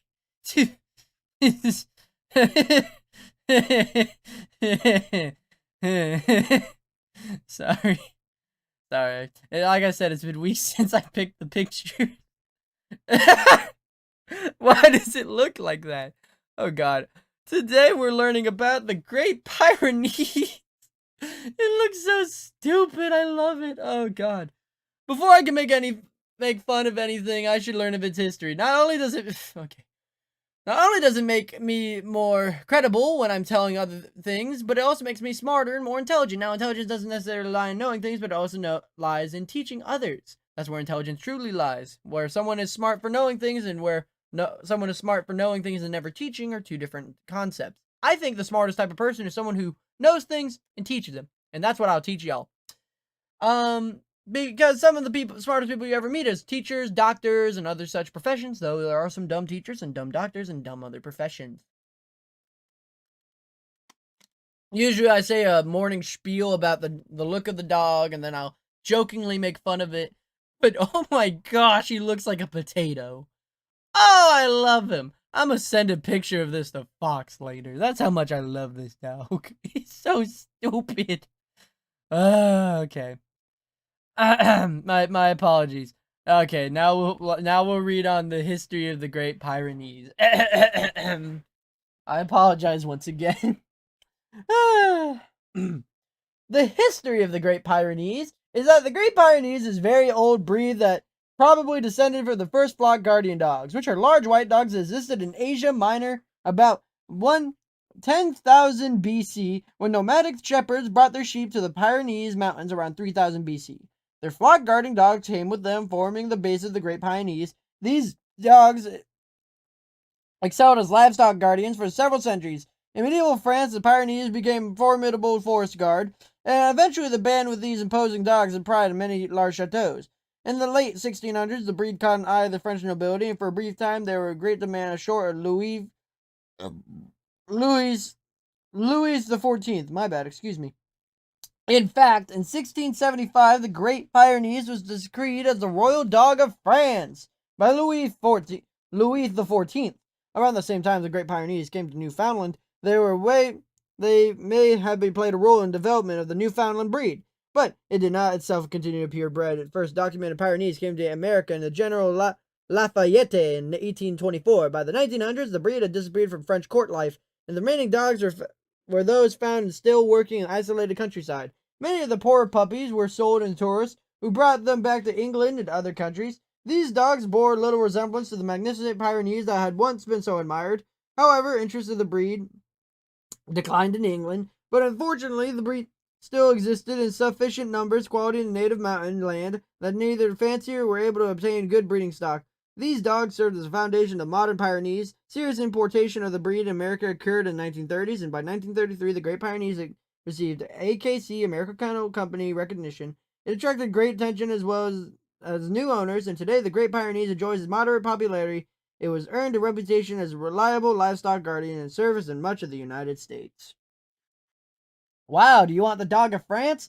Well, yes, I do, Stonesy, but what's the temperament? How will it do? Is it good with kids? Well, the temperament of the Great Pyrenees is that the Great Pyrenees is capable and imposing guardian, devoted to its family and somewhat wary strangers. Human or canine, when not provoked, it is calm, well-mannered, and somewhat serious. It is very gentle with its family and children. It is independent, somewhat stubborn nature, and may try to be dominant and less secure owner. They are not good off-leash and may wander away. The Great Pyrenees tends to bark a lot. Alright, Stonesy, but what's the upkeep? How do I keep my Great Pyrenees being as Great Pyrenees French that it is? Well, the upkeep is that the Great Pyrenees needs daily exercise to stay in shape, though its needs are not excessive. A moderate walk will usually suffice. It enjoys hiking, especially in cold weather and snow. It does not need well in hot weather. Its breed can live outdoors in temperate cold weather. Although it enjoys being in this family indoors, its coat needs brushing once or twice weekly, daily when shedding, and may drool at times and tends to be a messy drinker. Oh, just like my baby, who's in the other room right now. Now, if you're a child, please cover your ears. If you're an adult or a teenager who owns a Great Pyrenees, please grab a notebook because this could be your help. It's the health. We're going to be talking about their major concerns, minor concerns, what they're occasionally seen with, and their suggested tips, the suggested test, my bad, and lifespan. Now, for the health of the Great Pyrenees, their major concerns are CHD, patellar luxation. Their minor concerns are entropin, OCD, skin problems, osteosarcoma, cataract, non-chrysophagia, dwarfism, or penostasis. I want to see what this dog looks like as a dwarf.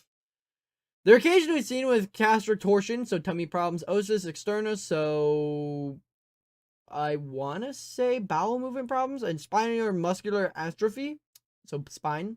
Suggested tests are for the hip, knee, and eye, and their lifespan is 10 to 12 years.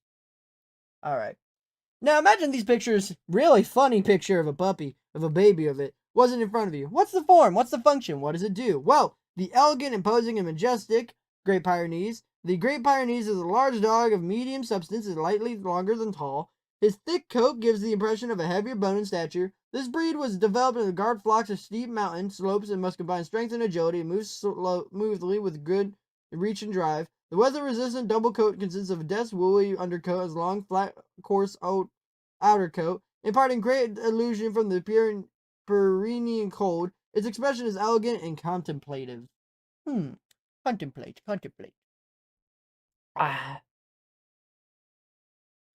Alright. Now, for the final section today, it is the tier list. So, let me give this down for you. 5 is the best, 4 is better, 3 is average, 2 is worse, and 1 is the worst unless it comes to grooming. Energy level for the Great Pyrenees is at a 1. Kind of surprising, but kind of not. Exercise requirements and affection level are at a 3, so average. Playfulness is at a 2, so not very playful. Friendliness towards dogs is at a 2 as well. So, kind of friendly, kind of not. Friendliness towards other pets is at a 3, so average. Friendliness towards strangers is at a 2, so not so much. Ease of training is at a 1, so pretty easy. Watchdog ability is at a 5, which is great. Protection ability is at a 4, which is great. Grooming requirements is sadly out of 3, so more than average. Cold tolerance is out of 5, but with a trade-off of heat tolerance being 1. These dogs do not go good in the heat. The weight of a healthy Great Pyrenees male is 115 pounds, and female is 85 to 90 pounds. The height of a Great Pyrenees male is 27 to 32 inches, and a female is 25 to 29 inches, because if it was feet, we'd be living in a world of giants. Not really a giant, but its name definitely is giant when you look at it in perspective, and that is the... Hey, vey. This name is definitely a long one. Today we are learning about the Greater Swiss Mountain Dog. What makes it greater than a normal Swiss Mountain Dog? I don't know. But we'll find out. It's a big ol' silly looking dog. But before I can make fun of it, I should learn of its history. Not only will it make me more smarter in front of my mom, my dad, my sister, my brother, or my chipmunk with a... Is this a chipmunk? Is it a beaver? I think it's a beaver with like a pencil sharpener in its mouth. Kinda. But it also makes me more credible in my future, and it makes me more intelligent. Now, intelligence doesn't necessarily lie in just knowing things. It also comes in knowing and teaching things. That's why the smartest people you ever meet are teachers and doctors. But not all teachers and doctors are smart. Always keep that in mind. So, for the history of the Greater Swiss Mountain Dog, is that the Greater Swiss Mountain Dog is the oldest and largest of the 4 variety of Schanhund, or Swiss Mountain Dogs, the other 3 being Epenser, Edelbutcher, and Berns. The breeds share a common heritage and commonly derived from the Mastiff and Malaysian dogs of Romans. These dogs are probably introduced in the Romans crossed to Switzerland. The other theory is that Phoenicians brought them in Spain around 1100 BC. Whatever their origin, they spread over Europe and interbred with the native dogs, eventually developing along independent lines of isolated communities. They shared the same working ethic, dividing their duties between acting as a guard of livestock, home, herder, and draft dog. Many came to be known as Metzgerhund, or butcher's dogs, until the late 1800s. All these dogs, which share a common coat color pattern, were generally assumed to be one breed or type. Only then, when Professor A. Heim endeavored to study the native Swiss mountain breeds, seriously did he discern the consistent differences that allowed them to be categorized as 4 different distinct breeds. The year 1908 can be regarded as the birth date of the Greater Swiss. In this year, Professor Heim spotted a magnificent short-haired dog enter the Bernese Mountain Dog Contest. He considered the dog a separate breed and dubbed it the Greater Swiss because of its resemblance to the sturdy Swiss butcher's dog he's also seen. The breed grew very slowly in popularity, additionally thwarted in 2 world wars. Only in 1968 did the Greater Swiss come to America, and the first litter born in 1970. In 1985, the breed was admitted to the AKC, American Kennel Company, as miscellaneous class, achieving full recognition in 1995. I guess it got into the working group sometime after? Hard to say. But what's the temperament? How do I have this Greater Swiss Mountain Dog in my home? And is it good with kids? Well, the temperament of the Greater Swiss Mountain Dog is that the Greater Swiss Mountain Dog is sensitive, loyal, extremely devoted family companion, is calm, easygoing, very gentle with children, as well as other pets. It is territorial, alert, bold, and vigilant. So what's the upkeep? How do I keep my Greater Swiss Mountain Dog, I'm gonna seriously scream if I say that name again, up and running? Well, as benefiting of a dog of working roots, it is bred as like outdoors, especially in the cold weather. It needs daily exercise, whether a good long walk or vigorous romp. It especially enjoys pulling. It can live outside the temperate climates and much prefers to be in its family. When indoors, it needs plenty of room to stretch out. Its coat needs brushing once weekly, more often than shedding. Now, if you own a Greater Swiss Mountain Dog, and you're a child, please cover your ears. If you're a teenager or an adult, we're going to be talking about the health concerns, major, minor, what they're occasionally seen with, suggested tests, and their lifespan. Major concerns for them are CHD. Minor concerns are panostatis, panostatis, shoulder OCD, distichiasis, gastric torsion, splenic torsion, seizures, female urinary incontinence. They're occasionally seen with nothing. The suggested tests are for the elbow, eye, and shoulder, and their lifespan is 10 to 12 years. Now, imagine you don't see this dog in front of you. What's the Greater Swiss Mountain Dog's form and function? What does it do? What does it look like? Well, it's a strong draft breed. It's large and powerful, slightly longer than tall. Its movement displays good reach and drive. Its double coat consists of thick undercoat and dense outer coat, about 1 to 1 3/4 inches long. Its expression is gentle and animated. Now, for the final part of today's episode, it's the tier list. 5 is the best, 4 is better, 3 is average, 2 is worse, and 1 is the worst unless it comes to grooming. Energy levels out of 2, so not lower than average. Exercise requirements out of 3, so average. Playfulness is out of 2, so lower than average. Affection level and friendliness towards dogs is a 3, so average. Friendliness towards other pets is out of 4, so higher than average. Friendliness towards strangers out of 2, so not very nice.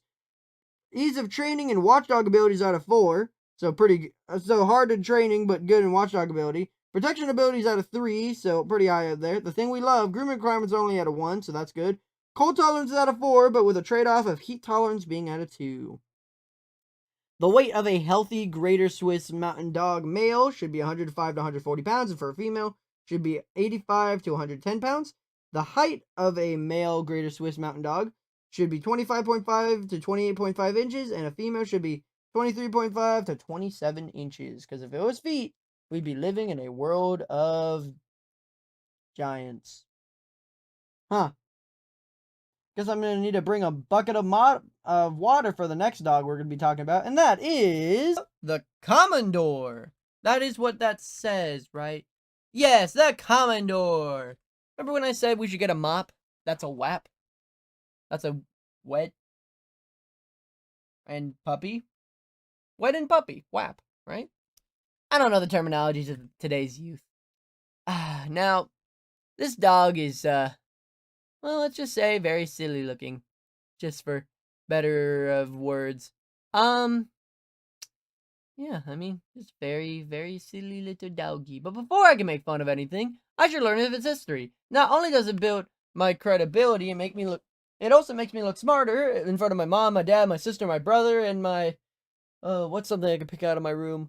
My picture of the spy from Team Fortress 2 saying "Seduce Me" with a pink background drawn by MOG Beep Beep. I still love that photo, or that hand-drawn thing, and I have it to this day. Now, intelligence doesn't necessarily lie in knowing things. It also lies in knowing things and talking to others about it and teaching others. That's why some of the smartest people you ever meet are teachers and doctors, though some teachers and some doctors ain't as smart. Anyone watching the full read of the working group and being like, God, this guy says this a lot? Or do you skip through it? Please, put it in the comment section below of that video and not this one. Put it in the comment section of this video. I will cry violently. Now, the history of the Commodore is that when the Huns came to Hungary, they brought with them the large long-legged Russian Archakharka, which came the progenitor of the Commodore per Commodoric. These dogs bore a close resemblance to the Magyar sheep, known as Raka, and the proud dog-like carriage, masses of curly wool, thus the dogs easily intermingled with the sheep and first glance appeared of one of the flock. Greatly valued by the Magyar shepherds, the Commodore were not only allowed to interbreed with other breeds, the earliest documentation of breed dates back to 1555. Although the breed is certain to have existed long before then, the Commodore earned its keep guarding the flocks against marauding animals, so effective that it became calm and claimed it's responsible for wiping out the wolf in Hungary. The Commodore is still used as a guard in the 20th century. The first Commodore came to America in 1933, and the AKC, American Kennel Company, recognized the breed in 1937. World War II almost decimated the breed in Europe, but through the concentrated effort of breeders, the Commodore was saved. Although one of the most impressive dogs to ever grace the show ring, the difficulty of preparing its coat was usually dictated with one of the very finest to be shown. As a result, the Commodore remains an uncommon breed everywhere in its native Hungary. Recent attempts to use the breed as guardian of flocks in the western United States have yielded promising results, attracting the attention of new generation of shepherds. Very cool. So are you a shepherd? And if you are, what's the temperament? Can this dog protect my family as well as my flock? What does it do, Stonesy? Well, the temperament of the Commodore is that it's bred as an independent protector of livestock, and the Commodore is true to its heritage. As an independent thinker, to be stubborn or domineering, it does not meek owners and dominate. Its socialization is essential, is reserved to strangers and possibly aggressive towards strange ones. It's good with other pets, and especially livestock. In fact, the happiest is with something or someone to watch over. Although usually calm and quiet, it's utterly fearless, and neither arises as the natural guardian is protective of the children and its own family, but it may sometimes misunderstand through the tumble games of visiting children. Now you may be asking, Stonesy, what's the upkeep? How do I keep my Commodore healthy, happy, and stringy? Well, the Commodore needs daily exercise along with long walks or short romps. Swimming is not a good idea because of the time it takes the coat to dry. It may be also difficult to keep the coat clean in some areas. This breed does not like the warm weather. They can live outdoors in temperate cool weather. The Commodore is non-shedding, but not carefree. Its cords must be regularly separated or they will look like flat mat. Oh, God. Yawn. Big yawn there. I almost coughed up my lunch by that yawn. Oy vey. You ever have that? Its coat tends to hold dirt. Bathing in the time-consuming and drying takes much time of the day. Care of the coat as non-show dogs is far less extensive. Pets can be clipped, but then lose part of the breed's unique appeal. Note that it may take a dog up to 2 years to age before cords form. Now, if you own a Commodore, please listen thoroughly. If you are a teenager and adult, if you're a child, please shut your ears and go watch, I don't know, Skibidi Toilet. Is that what kids watch nowadays? I really don't know. Because we're going to be talking about the health concerns, major concerns, minor concerns, what they're occasionally seen with, their suggested tests when you take them to the doctor, and their lifespan. Major concerns are CHD and gastrotorsion. Minor concerns are otis externa and hot spots. No dir. They're occasionally seen with intropin. Their suggested tests are for the hips, though I would also suggest personally for the body. The lifespan is 10 to 12 years. No, I don't got kids, Stonesy. I'm a shepherd. So what's their form? What's their function? Pretend you don't see that picture in front of you. Well, the form and function is that the Commodore is a large, muscular dog with plenty of bone and substance. It is slightly longer than tall. Its gait is light and leisurely. Long strides and hallmark coat is double, consisting of a dense woolly undercoat and its coarser outer coat that is wavy and curly. The undercoat is trapped in the outer coat that forms strong, felty tassel-like cords. Coat helps protect the dog from the elements as well as the teeth of tough adversaries. It also helps the dog to blend in with its flock. Now, for the final section of today's video is the tier list. 5 is the best, 4 is better, 3 is average, 2 is the worst, and 1 is the worst. Unless it comes to grooming, but let's be honest, we're not going to get that. Energy level, exercise requirements, and playfulness are out of 3. It's pretty average. Affection level is out of 4, so higher than average. Friendliness towards dogs and strangers are out of 1, so not very. Friendliness towards other pets is out of 4, so high up. Ease of training is out of 3, so average. Watchdog and protection ability is out of 5, so that's good. Grooming requirements is out of 3, surprisingly, which is not good at all, but honestly, I thought this would be the first 5 for grooming. Cold tolerance is out of 4, but heat tolerance is out of 2, which again is surprising. I think it would be at a 1. Now, for the healthy weight of a Commodore male, its average is 80 pounds, and a female average is 70. Though it says average, I don't know if it can go higher or lower. Height of a male should be 27.5 inches, and a female 25.5 and up. And because if it was feet, we'd be living in a world of giants. Maybe not speaking of giant, this dog kind of lost its neck. Literally. And it is the Kuvas. The Kuvas! Oh, I wonder if this one is German. It has a German name, such strong, such good-mannered. Such good name. But does it actually have the German exhibition? It's hard to know. But before I can make fun of or assume anything of anything, I should learn of its history. Not only does it make me look smarter in front of my mom, my dad, my sister, my brother, or my birthday cake that should be in the other room right now and totally not scheduled of a video on the 10th, but it also makes me more intelligent. Now, intelligence doesn't necessarily lie in knowing things. It also lies in knowing things and sharing them with others. That's why some of the smartest people you ever meet are teachers and doctors. Though, there are some dumb teachers and there's definitely some dumb doctors.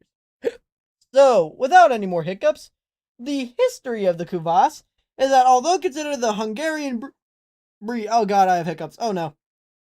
Hungarian breed, the Kuvas probably descends from giant dogs in Tibet. It came from Hungary from Tibet by the way of Turkey, nor is the name of Hungarian, but probably a corruption of the Turkish Kawaz, meaning armed guard of the nobility. At one time, only those nobility of favor of the royal family were allowed to keep one, and this very old breed in the latter 15th century, the Kavas is held in highest esteem. Breedings are carefully planned and recorded, and the dogs of the fixture were most large Hungarian estates. They served as both guard and hunting dogs, capable of defending the estate against murderers, and of pulling down large game, such as bear and wolf. King Matthias I was a special patron of the breed, keeping a large kennel and doing such to improve the quality of the breed. In the succeeding centuries, the Kavas gradually came in the hands of commoners, who found them to be capable livestock dogs. During this period, the name of the corrupted would be present spelling, was ironically translated as mongrel. Incidentally, the plural form of kvass is kvasok, and the breed seriously declined as a result of the 2 world wars. But German stock informed the basis for the breed to continue through the hard times. Some dogs also seem imported to America in the 1930s. The American Kennel Company, or AKC, recognized the kvass in 1935. So, I want this dog. I feel like I can be accounted to royalty. So, what's the upkeep? How do I keep this dog up in good shape? Well, what's the upkeep? Or, what's the temperament? Why am I saying upkeep? That's not yet. What's the temperament? How do I keep this dog in check? Well, the temperament of the kvass is that despite its sweet looks, the kvass is a tough protector, fearlessly defending his family homes, gentle and with protected of the children. In its own family, it may misinterpret a child's rough and tumble games with other children as attacks on its child. It is reserved with strangers, may be aggressive towards strange dogs. However, it tends to be very gentle with other pets and livestock. It is devoted and loyal, but not very demonstrative. Some can be domineering. Wow. So, protects your kids, maybe a little too well. So what's the upkeep? How do I keep this protector of kids up in my alley and good with me? Well, the upkeep of the kvass is that the kvass needs daily exercise and enjoys a long walk or good run in a safe area. It especially enjoys cold weather and can live outdoors in temperate to cool climates. It does best when allowed to access both house and yard. Its coat needs brushing 1 or 2 times weekly before heavy shedding periods. And that's it. Now, if you are a child, please cover your ears. If you are an adult or a teenager who owns or wants to own a kvass, we're going to be talking about the health. This will be the major concerns, minor concerns, what they're occasionally seen with, the suggested tips when you take them to the doctors, and their lifespan. Major concerns are CHD and OCD. Minor concerns are hyperthyroidism. They're occasionally seen with penthostasis and HOD. Their suggested tests are for the hip, elbow, and thyroid, as these are the weakest. And their lifespan is 9 to 12 years. What a very strange area that is. 9 to 12. Now imagine you don't see these dogs in front of you. What's the form? What's the function? What do they do? What do they look like? Well, the kvass is a large dog, slightly longer than tall. I need a counter for that. With medium bone, is not bulky, but instead is light-footed with a free, easy gait. The breed's combination of power and agility stems to have versatile roots of the guardian, hunter, and herder. Its double coat and medium coarse, ranging from wavy to straight. Now, for the final part of this episode is the tier list. 5 is the best, 4 is better, 3 is average, 2 is the worst, and 1 is the worst unless it comes to grooming. Now, the energy level and playfulness is out of 3, so average. Exercise requirements out of 4, so higher than normal. Affection level and friendliness towards dogs and strangers is out of 1, so pretty low. Friendliness towards other pets is out of 4, so you know how it is. Ease of training is out of 1. Watchdog ability, protection ability is out of 5. Grooming requirements out of 3, which is not good. Cold tolerance out of 4, with the trait of heat tolerance being out of 2. The weight of a healthy male kvass should be 100 to 115 pounds. A female is 70 to 90 pounds. The height of a male kvass should be 28 to 30 inches, and a female is 26 to 28 inches. Oh, wow. Because if it was feet, we'd be living in a world of giants. Wow, speaking of giants, the next dog we'll be reading about is the Mastiff. Big old dogs. I love these dogs. They're huge, they're big old cuddle bugs, and they're kind of dumb looking. But before I can make fun of any animal, or maybe even its history, or what it looks like, I should learn of its history. Not only does it make me look more credible, but it also makes me look smart in front of my mom, my dad, my sister, my brother, hiccups, whew, and basically everyone. And it makes me more intelligent. Now, intelligence doesn't necessarily lie in just knowing things. It also derives in knowing and teaching things, though that is just my opinion. Yeah, I mean, knowing things is great. Teaching things is better. And yeah, just knowing things is a great way of existence. Well, the history of the Mastiff is that the Mastiff is a prototypical breed of the ancient Mastiff group of dogs. The confusion between the Mastiff breed and the Mastiff family makes it very difficult to trace the history of the breed. Even though the Mastiff family is one of the oldest and most influential of the dogdom, the breed of the undoubtedly of more recent, though the ancient origin. By the time of Caesar, Mastiffs are used as war dogs and gladiators. In medieval times, they were used as guard dogs and hunting dogs and became widespread and commonplace. Mastiffs later stepped into the arena, dogfighting, bull baiting, and bear baiting. Even when the cruel sports were banned in England in 1835, they continued in popular events, and the modern Mastiff descends not only in these dog pits, but also from their noble lines. Being descendants of one of the most famous Mastiffs of all time, the Mastiffs of Sir Piers Lay, When Sir Leigh was wounded in the Battle of Agincourt, a Mastiff stood over him and protected him for many hours through the battle. Although he later died, the Mastiff returned to Leigh's home and was the foundation of the Lime Hall Mastiffs. 5 centuries later, the Lime Hall Mastiffs figured prominently in the founding of the modern breed. Some evidence exists that the Mastiffs came to America on the Mayflower, but the breed's documented entry to America did not occur until the late 1800s. The breed was nearly decimated in England by World War II, but sufficient numbers have been brought to America by that time to keep the breed going. Since that time, it has gradually risen in popularity. So, I want this historical dog in my house. So, how is it with kids? Will it teach them the right and wrong? And most importantly, will it better suit my life better than it did its predecessors? Well, the temperament of the Mastiff is that it's initially good and natured, calm, easygoing, and surprisingly gentle. It's a well-mannered house pet and needs sufficient room to stretch out. It's an extremely loyal breed and not enough extremely demonstrative. It's devoted to its family, good with children. So, what's the upkeep? How do I keep this royal yet kind dog in good check? Well, the upkeep is that the adult Mastiff needs daily moderate exercise consisting of either good walk or game. It does not enjoy hot weather. It can live outdoors in temperate or cool weather. It does well in the warm and weather. In fact, even though it may be physically able to live outside, it is a breed that should live inside with its family so that it can be inclined to fulfill its role in devoted guardian. It tends to drool. Coat care is minimal. Now, if you're an adult or a teenager, please listen up. If you're a child, please go watch, I don't know, Kai Cenat or whoever the heck is current nowadays, because we're going to be talking about the health.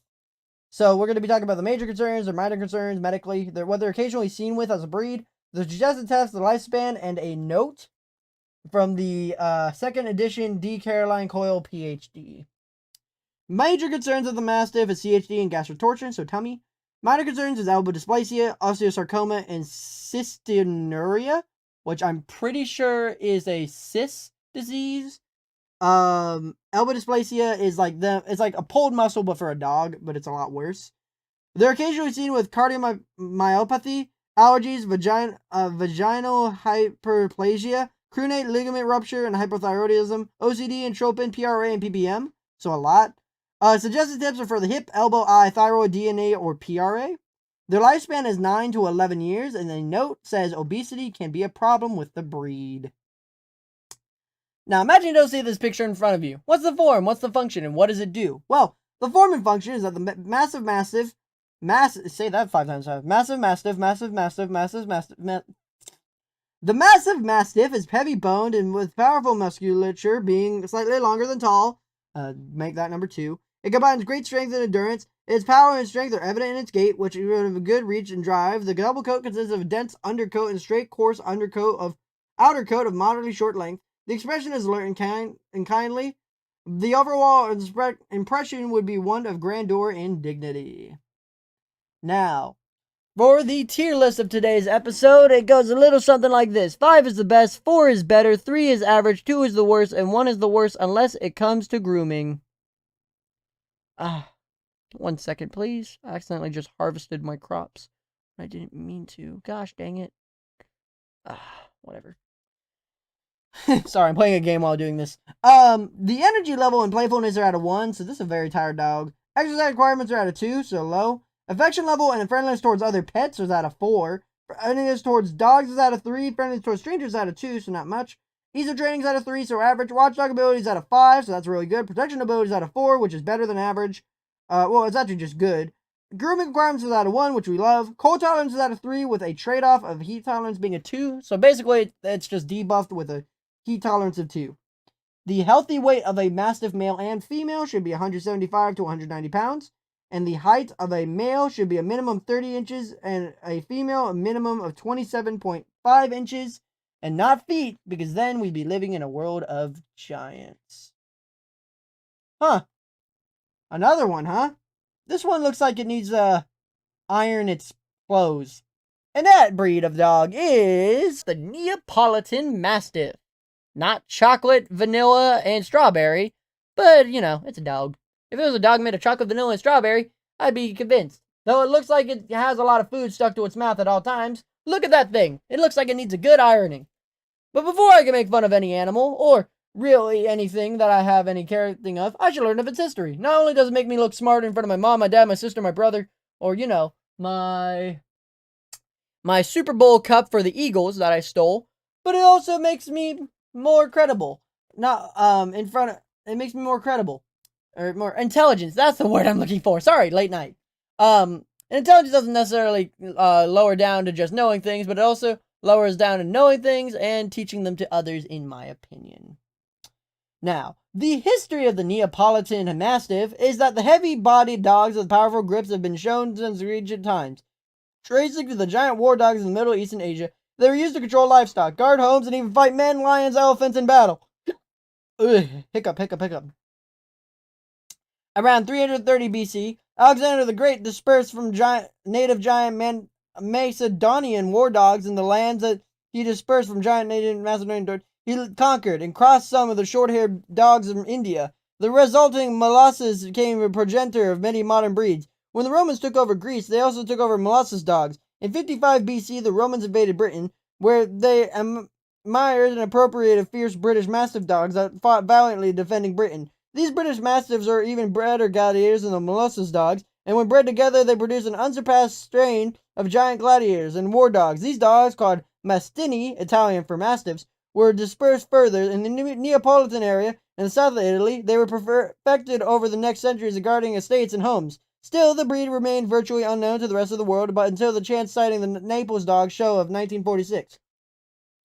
Pier Scanziani recognized the dog and solicited the fanciers to help rescue the breed from obscurity. They drew up a standard of the petition in the Italian Kennel Club, and the FCI, who recognized them under the name Mastino Napolitano, although a few specimens may have come to America with Italian immigrants, only in the 1970s has the breed been documented in the United States. They immediately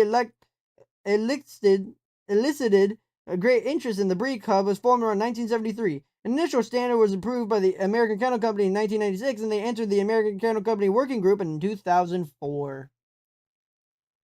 A crazy and wild history of this dog. So you want it. You want this dog in your home. So what's the temperament? Are they good with kids? And do they drool a lot? It looks like they do.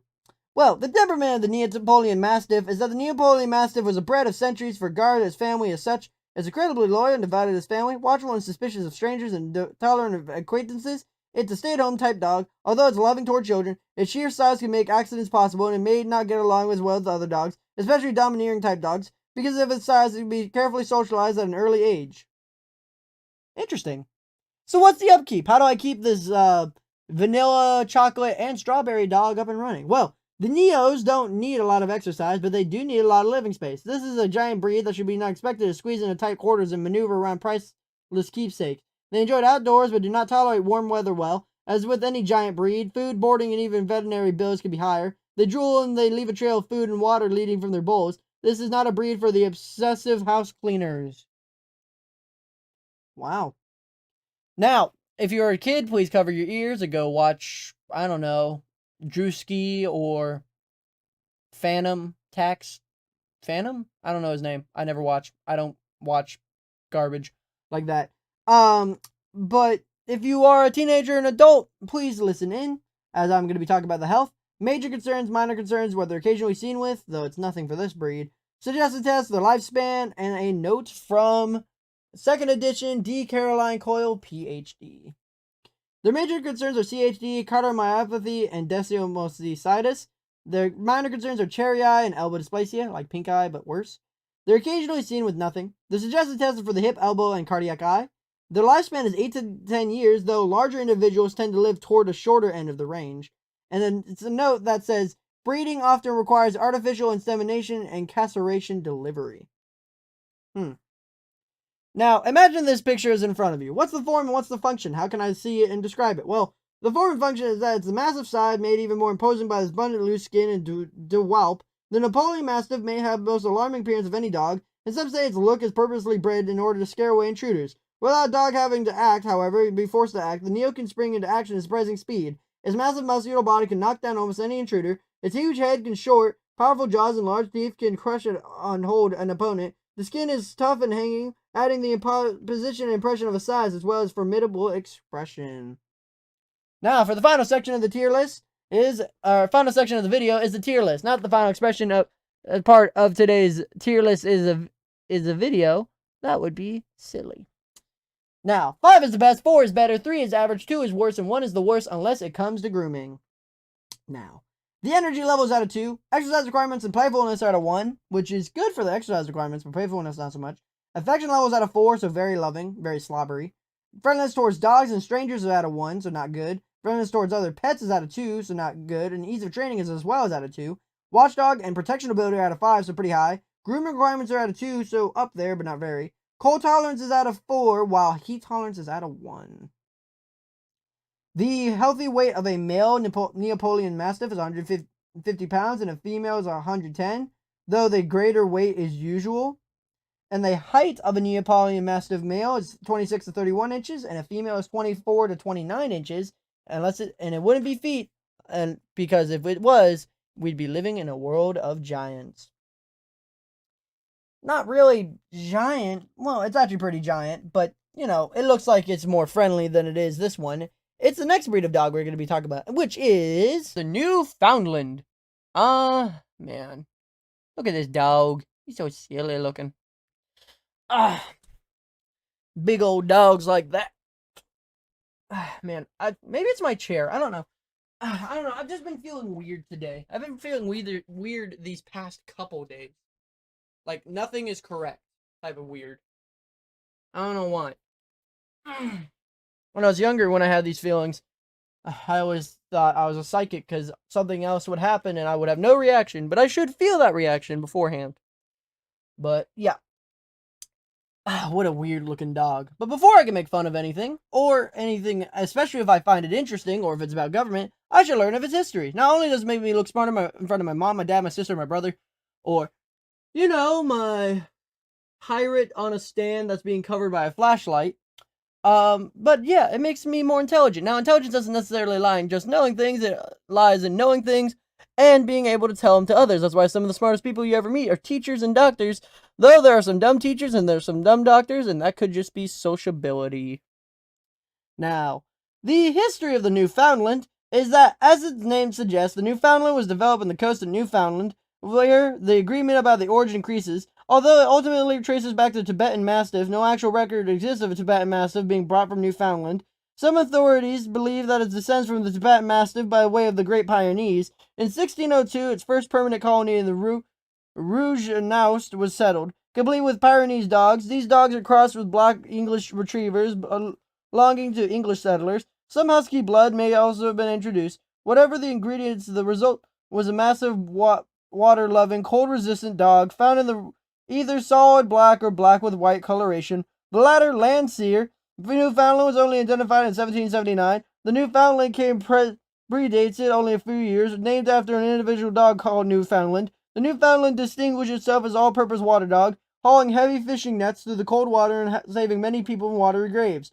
Its work doesn't stop on dry land, where it served as a draft dog and a pack animal. European visitors were so impressed that they returned to Europe with many specimens, and it is here that the breed first entered a show ring. The export of the dogs from Newfoundland, along with the laws forbidding ownership of more than one dog, drove the breed's numbers down at its place of origin. The breed's stronghold reached England, and American fanciers resorted to replenishing their stock on English dogs. After World War II, the tables turned and American Newfoundlands were responsible for reviving the decimated English stock. Recovery in both countries, now complete with Newfoundland, is one of the most popular of the giant breeds of dogs.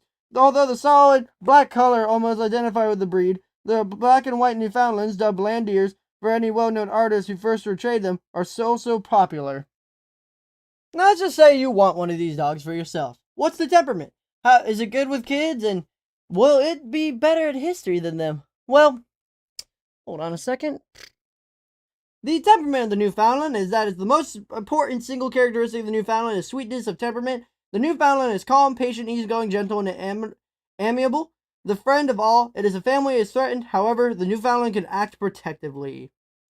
So this is good with family and protects the home. So what's the upkeep?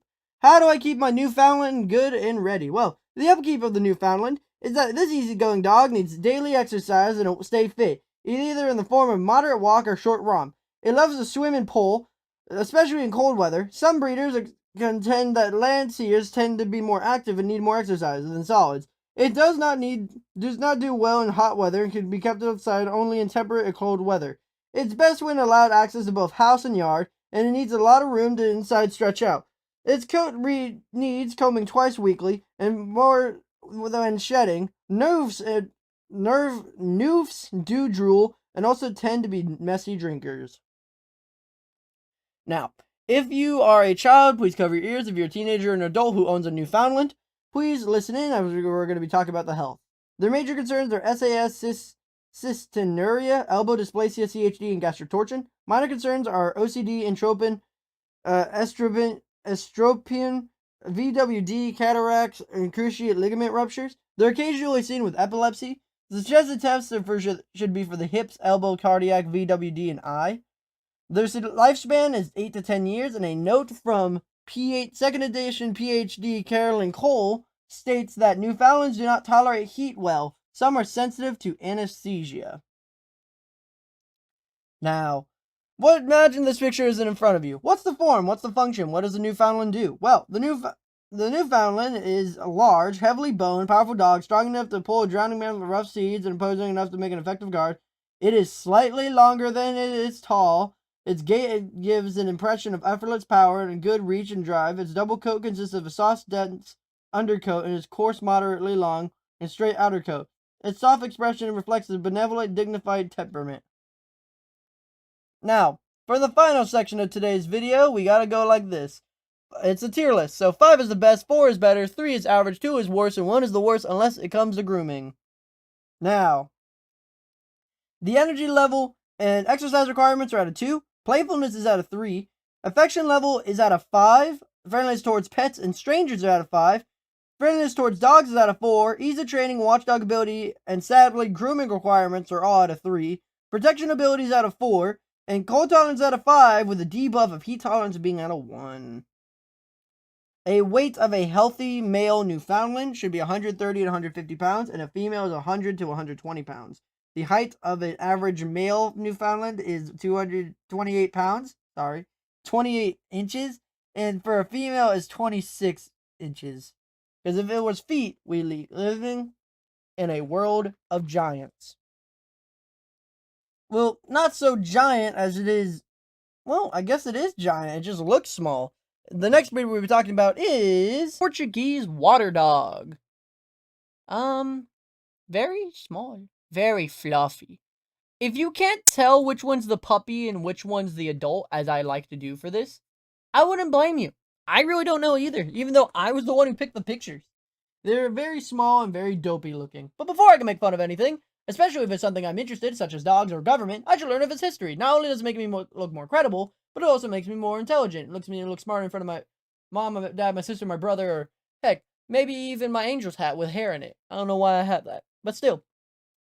Now, intelligence doesn't necessarily lie in just knowing things. It goes into knowing things and teaching them, in my opinion. And now, that's why some of the smartest people you ever meet are teachers and doctors. Though there are some dumb teachers and there are some dumb doctors, and I will never deny that.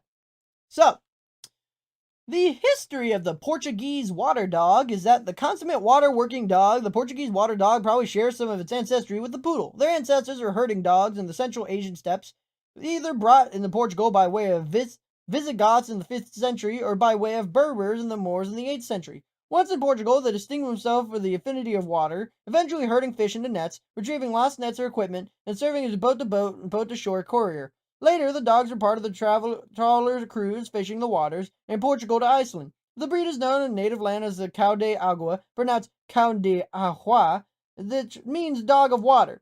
It comes from the long-haired variety known as Cão de Água de Polo Ondulado, and currently coated variety known as the Cão de Água de Pelo Encarado, which demised the traditional fishing methods. The Portuguese fishermen and their dogs began to disappear in the coast of the early 20th century. The breed was saved largely with the attempts of one man, Dr. Vasco Beneswade, a wealthy shipping magnate who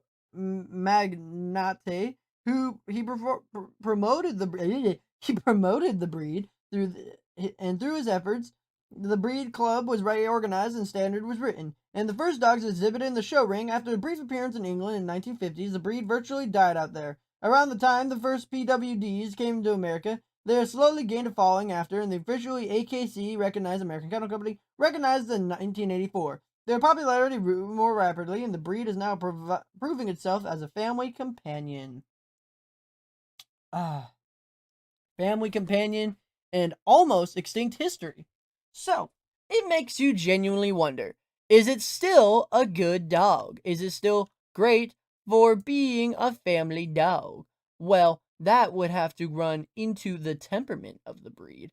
Now you're wondering, how come you're not just talking about the temperament and instead you're avoiding the concept? Well, that's simply because, good viewer, I'm trying to do two things at once, and it's going great. Well, the temperament of the Portuguese water dog is that the gregarious Portuguese water dog is a fun-loving, family-loving, water-loving dog. It's a good with children, other dogs, and pets. It's sensitive and responds well to direction. It's a good breed for active person wanting to be an adventurous, affectionate, biteable partner. Fun little dog. So what's the upkeep? Is it good? Is it bad? How do I keep my dog up and running and a family lover? Well, the upkeep is that it's an active breed needing daily physical and mental exercise, preferably involving swimming and retrieving. Otherwise, it needs a long walk or jog and a vigorous romp. The Portuguese water dog does best living as part of his human family, sharing activities inside or out. The coat needs combing every other day, plus monthly clipping or scissoring. Now, if you own a Portuguese water dog and you're a child, please cover your ears or go pet the dog. If you are a Portuguese water dog and you're a teenager or adult, please listen in as we're going to talk about the health concerns of their tests and their lifespan. Major concerns are PRA. Minor concerns are GM1, strong storage disease, disctichiasis. I'm sorry, I've always hated that word. Addison's, CHD, juvenile cardiomyopathy, hair loss, and follicular dysplasia. They're occasionally seen with irritable bowel syndrome and seizures. The suggested test for the eye, hip, DNA for GM1, their lifespan is 10 to 14 years. Now imagine you don't see this dog in front of you. What's their form? What's their function? How are they going to be slightly longer than tall, as they normally are? Well, the form and function is that the Portuguese water dog is a robust dog of medium build, slightly longer than it is tall, bingo. It is strong and well-muscled, able to work both in and out of water for long periods. It is a profuse single coat, either wavy or curly. 2 clips are acceptable. The lion clip, in which the muzzle and middle part up into the tail tip are clipped, and the retriever clip, in which the entire coat is scissored to about 1 inch in length. Its tail tip contains left in full length. The water dog's expression is steady, penetrating, and attentive, reflecting its spirited disposition. Now, for the final part of today's episode, we have the tier list. Now, let me quickly click on this cookie heart. Oh, it wasn't what I wanted. And let me explain it to you. 5 is the best, 4 is better, 3 is average, 2 is worse, and 1 is the worst unless it comes to grooming. This dog is a lot of 4s. Energy level, exercise requirements, playfulness, affection level, friendliness towards other pets, watchdog ability are all at a 4.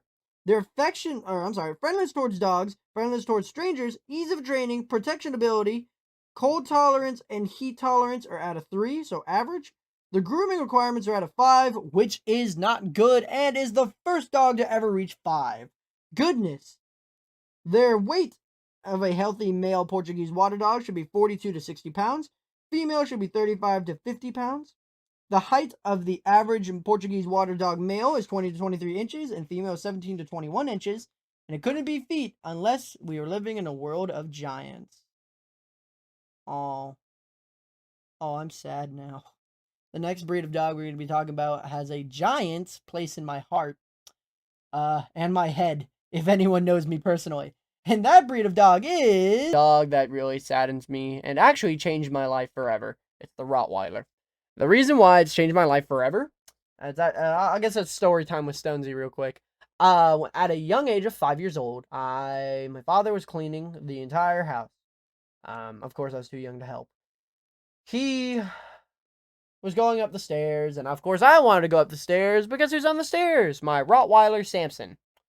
I love Samson. And so I was going to, jump over him to get to my toys, which were upstairs. And I jumped straight into his jaws, which gave me a beautiful scar and also took off a good part of my skeleton. My skull. I had a 0.5% chance of surviving. And, y'all already know how that went. So, yeah. In that hospital, I actually told I promised something that day, and I'm being serious. I said, if you were to bring me someone right now, I'll forever be in your debt, and I will serve under your right wing, aka be kind and never do wrong. And a nurse came in that moment. So, that's why I do the things I do, such as audiobooks and stuff like I do today to help others or teach or whatever. My dog, Samson, did that for me. Changed my life forever. Tried to kill me, but you know. Now, usually the story ends with, oh, we put the dog down, I never got to meet him ever again. Nope. We kept that dog for its entire lifespan until 2024, July, I think, July of last year, we had to put him down. Because he just wasn't doing good. And good Lord wouldn't take him. So, yeah. We had him on a bunch of different medicines for years and years and years. But he still hooked it. He's a great dog. Tried to kill all my other dogs, though. And my friends. So, yeah. He was always in our kitchen. Such a good dog. He, tore the jugular on multiple occasions out of, my old dog, Jack, who died in 2022 of old age. He died in my grandpa's arms. Really sad. So yeah, I don't think I have the reason why you should learn today, because that really is a downer. I think I said last episode, the episode before the last episode of the Butterfly Garden, I was like, the next episode I'm gonna be really sad. Yeah, that does sadden me, but you know, it's okay. I think we could all take a lesson from this, actually. I think the lesson we could take from this is it's okay to feel sad, and it's good to move on. Because intelligence doesn't necessarily lie in just saying things, knowing things, or even teaching things. It's using it and using it for yourself and others. I've taught a millennia of people that it's healthy to let go. So I think I should take my own lesson to heart. He's in a better place now. I'll miss my Bubby Samson. I'll miss my doggy Jack. And I'll miss all the dogs I've had and lost. And that's okay. Because if I were to always live in sadness, I don't think I'd ever be able to do any videos. And some people gave up. Some people don't. And I just hope to whoever I'm speaking to right now, whatever's happening in your life, hope you're doing good. Now, let's get back on track, for we will learn about the history of the Rottweiler. Now, the history of the Rottweiler is that the Rottweiler's ancestors are probably Roman drover dogs, responsible for driving and guarding herd of cattle as they accompanied Roman troops of the long marches. At least one of these marches led to southern Germany. There are some of the people those dog settles throughout the succeeding centuries. The dogs continued to play a vital role in the cattle drovers, around which has become the town of Rottwell, which is derived from red tile, has become the town of red tile roof of the Roman baths that had been unearthed in the 8th century. Rottweiler preserved, prospered, and became the center of cattle commerce. Their dogs drove and guarded cattle, guarded the money earned by the cattle sales and served as draft animals. So evolved the Rottweiler Metzgerhund butcher dog, an integral component of the town's industry until the mid-19th century, by the time cattle driving was outlawed and dog carting was replaced by donkey carts and railroads. With little need for the once vital breed, the Rottweiler fell into such decline that it was nearly lost. Which is the realization that the breed was teetering near the extinction, dog fanciers formed the club in 1901 and set out to revive it, which, even though the 1901 club was short-lived, it did formulate the breed standard. 2 subsequent clubs were formed in 1907, one of which being promoted the breed of police dog. The 2 clubs merged in 1921. The breed continued to grow, and by 1931 had arrived in America and gained American Kennel Company, or AKC, recognition. The Rottweiler recovered from its brush with extinction to work its way as the second most popular breed in America by early 1990s. Its popularity has since slightly waned, and it's finding itself its home better suited to its needs. So, what's the temperament? How do I keep is my Rottweiler good with kids? Well, it's confident, bold, and alert, and imposing. The Rottweiler is a popular choice in the protection abilities. It's befitting of the self-assured nature. It tends to be headstrong, stubborn. It's reserved and often guarded towards strangers. It may be overly protective and perceives that its family being threatened. As a powerful breed, it needs socialization, consistent training, and daily exercise. True. Love that dog. Alright. Now, what's the upkeep? How do I keep my Rottweiler healthy and in check? Well, the upkeep is that the Rottweiler needs daily physical and mental activity, either in the form of long walks or jogs, and a vigorous game in the safe area, as well as in obedience lessons. It enjoys cold weather and may become overheated in hot weather. It can live outdoors in a temperate or cool climate, as long as plenty of shelter is available. It needs to spend significant time inside with the human family, however, so that correct human socialization can occur. Co-care is minimal, consisting only of occasional brushing to remove dead hair. Now, if you're a child, please cover your ears. If you're an adult or teenager who owns a Rottweiler, please listen in, as we're going to be talking about the health. Major concerns are CHD, elbow dysplasia, SAS, and osteosarcoma. Tell me about it. Minor concerns are gastric torsion, hyperthyroidism, and allergies. They're occasionally seen with PRA, cataracts, seizures, VWD, panostasis, and ectropin. They're suggested tests when you take them to the doctor for the hip, elbow, cardiac, eye, and VWD. Though I would also suggest that you should be there with them at all times, as these dogs are very defensive. Their lifespan is from 8 to 11 years. Now, what's the 8 to 11 years? Huh. My Rottweiler lived to be 15. Ain't that crazy? Sorry. What's the form? What's the function? How do I keep my what does the Rottweiler look like? Like, just imagine you don't see those pictures in front of you. So what's the form? What's the function? What does it do? Well, the Rottweiler is a medium-large breed, slightly longer than it is tall, and robust with a powerful, substantial build. It combines the abilities necessary to drive cattle for long distances, as well as serve as a formidable guard dog.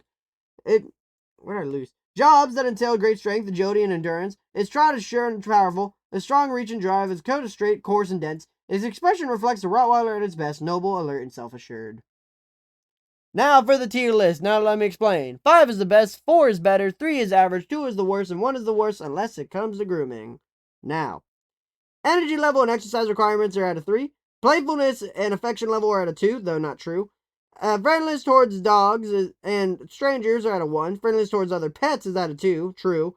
Ease of training is at a 3, so pretty average. Watchdog and protection ability are both at a 5. Grooming requirements is at a 1, which is true. Cold tolerance is at a 3, with a debuff of the heat tolerance being at a 2. I don't know if I'm using that word right. The healthy weight of a male Rottweiler should be 85 to 135 pounds, and a female should be 80 to 100 pounds. The height of the average male Rottweiler is 24 to 27 inches, and female is 22 to 25 inches, and it's not feet, or else we'd be living in a world of giants. Maybe not giant as it is derpy looking. The next dog breed we'll be learning about is The Saint Bernard. That dog does not want to be here. Did you see that little puppy dog? See that one? Look at him. He's like, I don't want to be here, man. I don't want to be in this stupid video. Who's forcing me to be here? That poor dog. That poor little dog. But yeah.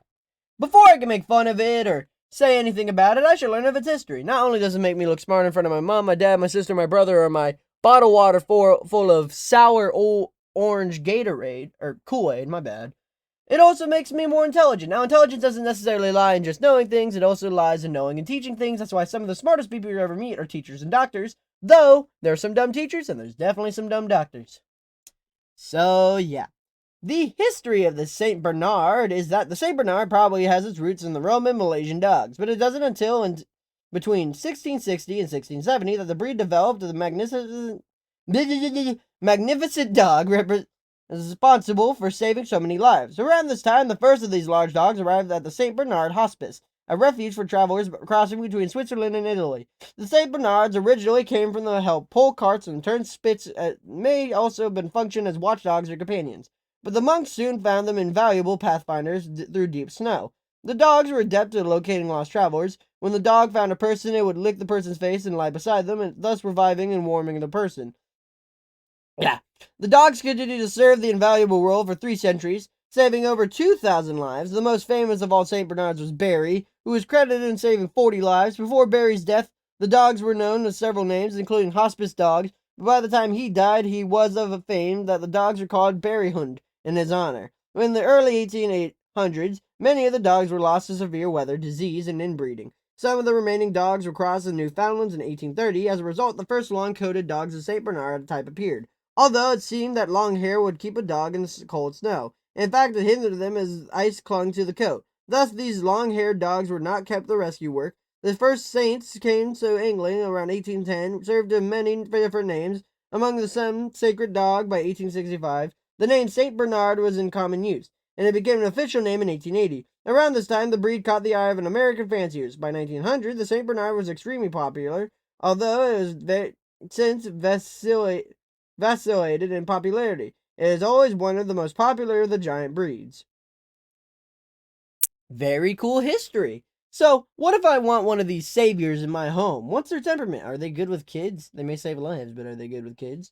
Well, the temperament is that the calm, easygoing St. Bernard is gentle and patient around children. Although it's not particularly playful, it is devoted to its family and willing to please, although its own pace. It can be stubborn. Well, it looks stubborn, so I agree.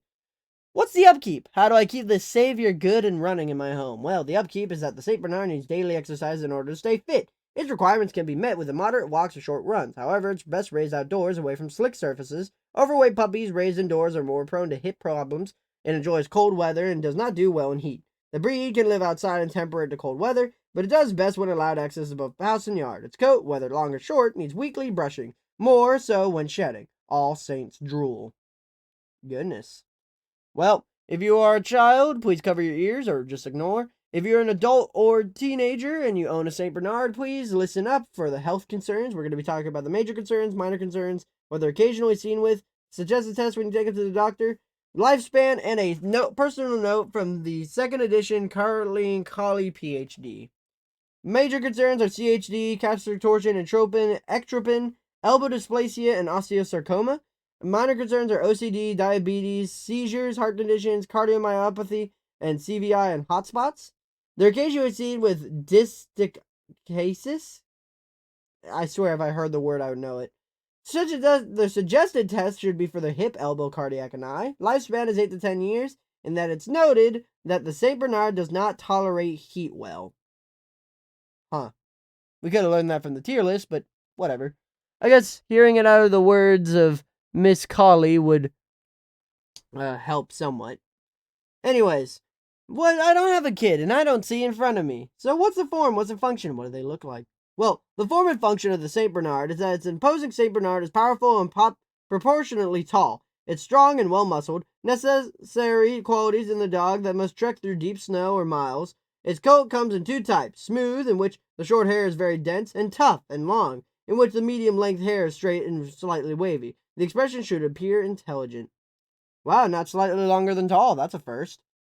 Now, for the tier list, 5 is the best, 4 is better, 3 is average, 2 is the worst, is worse, and 1 is the worst unless it comes to grooming. Energy level, exercise requirements are at a 2, so lower than normal. Playfulness is a 3. Yeah, so average. Affection level is at a 4, as well as friendliness towards other pets. Friendliness towards dogs and strangers are at a 3, as well as ease of training, which means average. Watchdog abilities out of 2. Protection abilities out of 1. Grooming requirements for smooth St. Bernards are at a 2, which is not good. Though for long hair is at a 3, which is definitely not good. They have a huge buff because of cold tolerance being at a 5, but have a huge decrease because heat tolerance is at a 1. If you own a St. Bernard's, be in the cold. The weight of both a healthy male and female St. Bernard is 120 to 200 pounds. Kind of a wide margin, so you should be fine. Height of a male St. Bernard is a minimum 27.5 inches, and for a female is 25 inches, because if it was feet, we'd be living in a world of giants.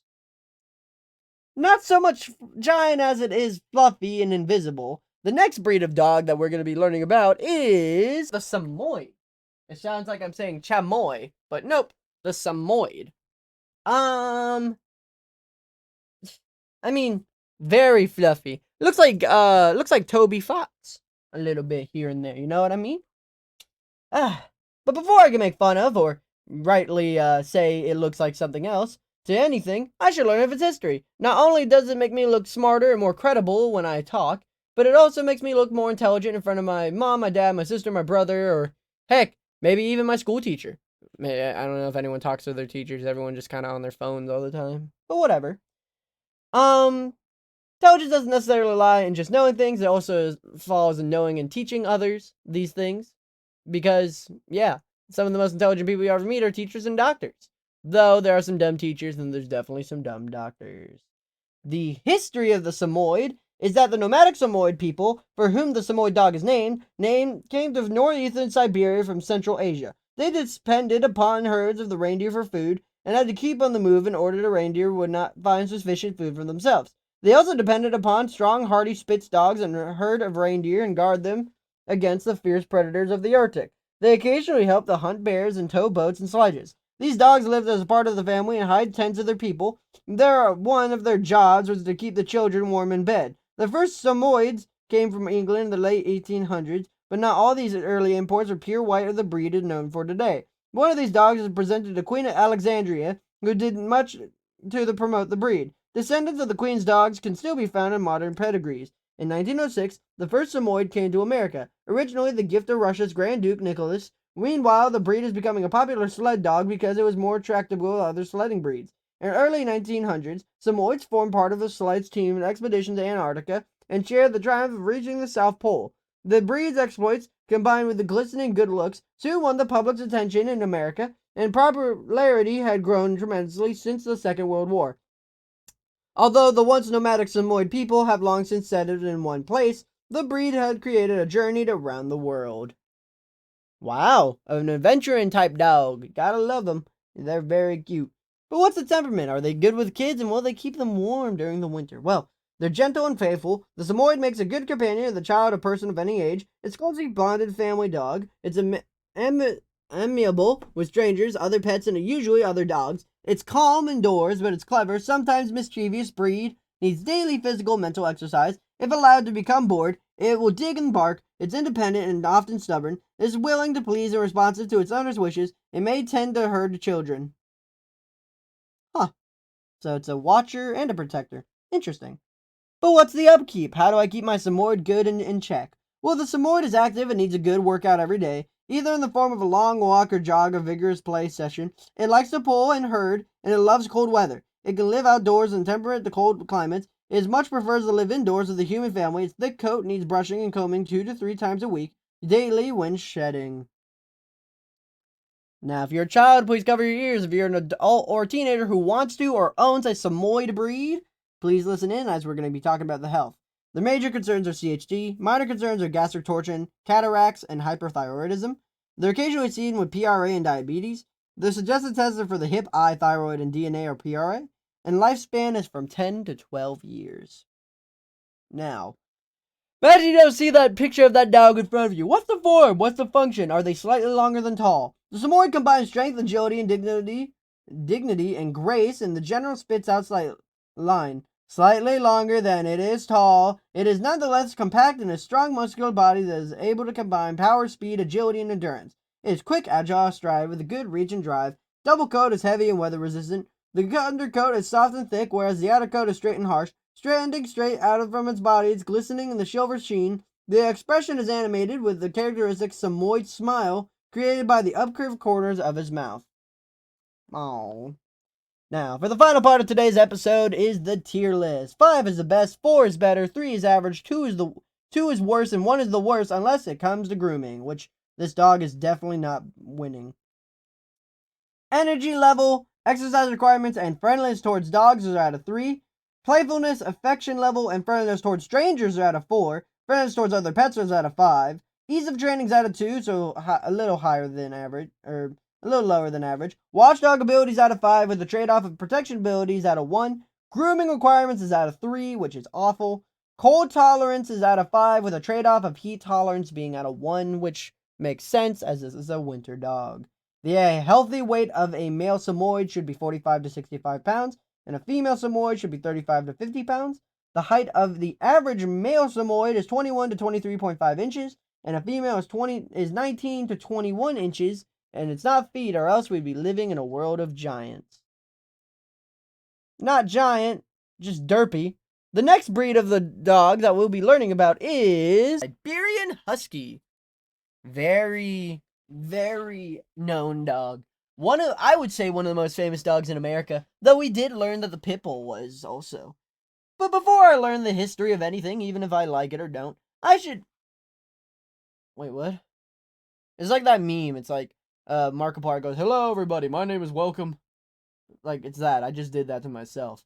Before I make fun of or have an opinion on this dog, I should learn of its history. Not only does it make me look smarter and more intelligent and credible, it makes me look more intelligent and... Why am I saying the same things twice? I haven't done this in a while. My apologies. In front of my mom, my dad, my sister, my brother, and that car that just sped past my house and probably is going to crash because it's doing a... I think it was going 70 down to 35. Ugh. But, yeah.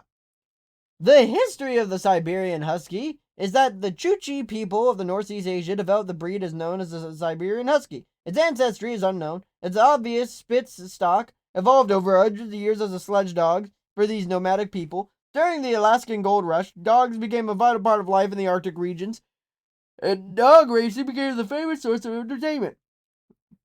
The All-Alaska Sweepstakes race, covering 408 miles between Nome and Candle, was especially popular in 1909. The first team of these Chukchi Huskies brought over the Siberia was entered. Smaller and more docile than most other competitors, they aroused little admiration, with the exception of one racer who was impressed to be imported 70 years of train of the 1910 race. His three teams placed first, second, and fourth, and so set the stage of the Siberian Huskies' unrivaled dominance in the race. Throughout the rest of the year, the dogs earned to keep as utilitarian sledders, but it was in 1925 they gained their greatest acclaim. Teams of Huskies raced 340 miles with life-saving serum for diphtheria-stricken Nome and were credited for saving the town. A statue in their honor stands in the Central Park, and the first Siberian Huskies came to Canada when the United States was around this time. The American Kennel Company, or AKC, recognized the breed in 1930. During the World War II, many Siberians served in the U.S. Army's search and rescue teams, further capturing the public's admiration. The breed's popularity continued to grow until it was cherished as much as a family pet dog for the racing sled dog and the show dog, and remains one of the most popular of Arctic breeds. Want a savior in your house? I do, Stonesy. So what's the Siberian Husky's temperament? Are they good with kids as they are with saving lives? Well, the temperament of the Siberian Husky is that it's a fun-loving, adventurous, alert, independent, clever, stubborn, mischievous, and obstinate, all describe the Siberian Husky. This breed loves to run and roam, and given the chance, it may be aggressive towards strange dogs. It's generally good with other household dogs. In fact, that is very special dogs that must be human or canine companionship. It may chase strange cats or livestock, somehow dig and chew, as do many big dogs. So what's the upkeep? How do I keep this kind, fun, adventurous, and other 500 adjectives of the dog good and well attained in my home? Well, the upkeep of the Siberian Husky is that it's an active dog bred to run tirelessly for miles. It's kept ample daily exercise either in the form of long jog or long run off leash in the safe area. It also loves to pull and enjoys cold weather. It can live outdoors in cool or cold climates, but ideally it can divide its time between indoors and out. Its coat needs brushing 1 or 2 times a week, daily during periods of heaviest shedding.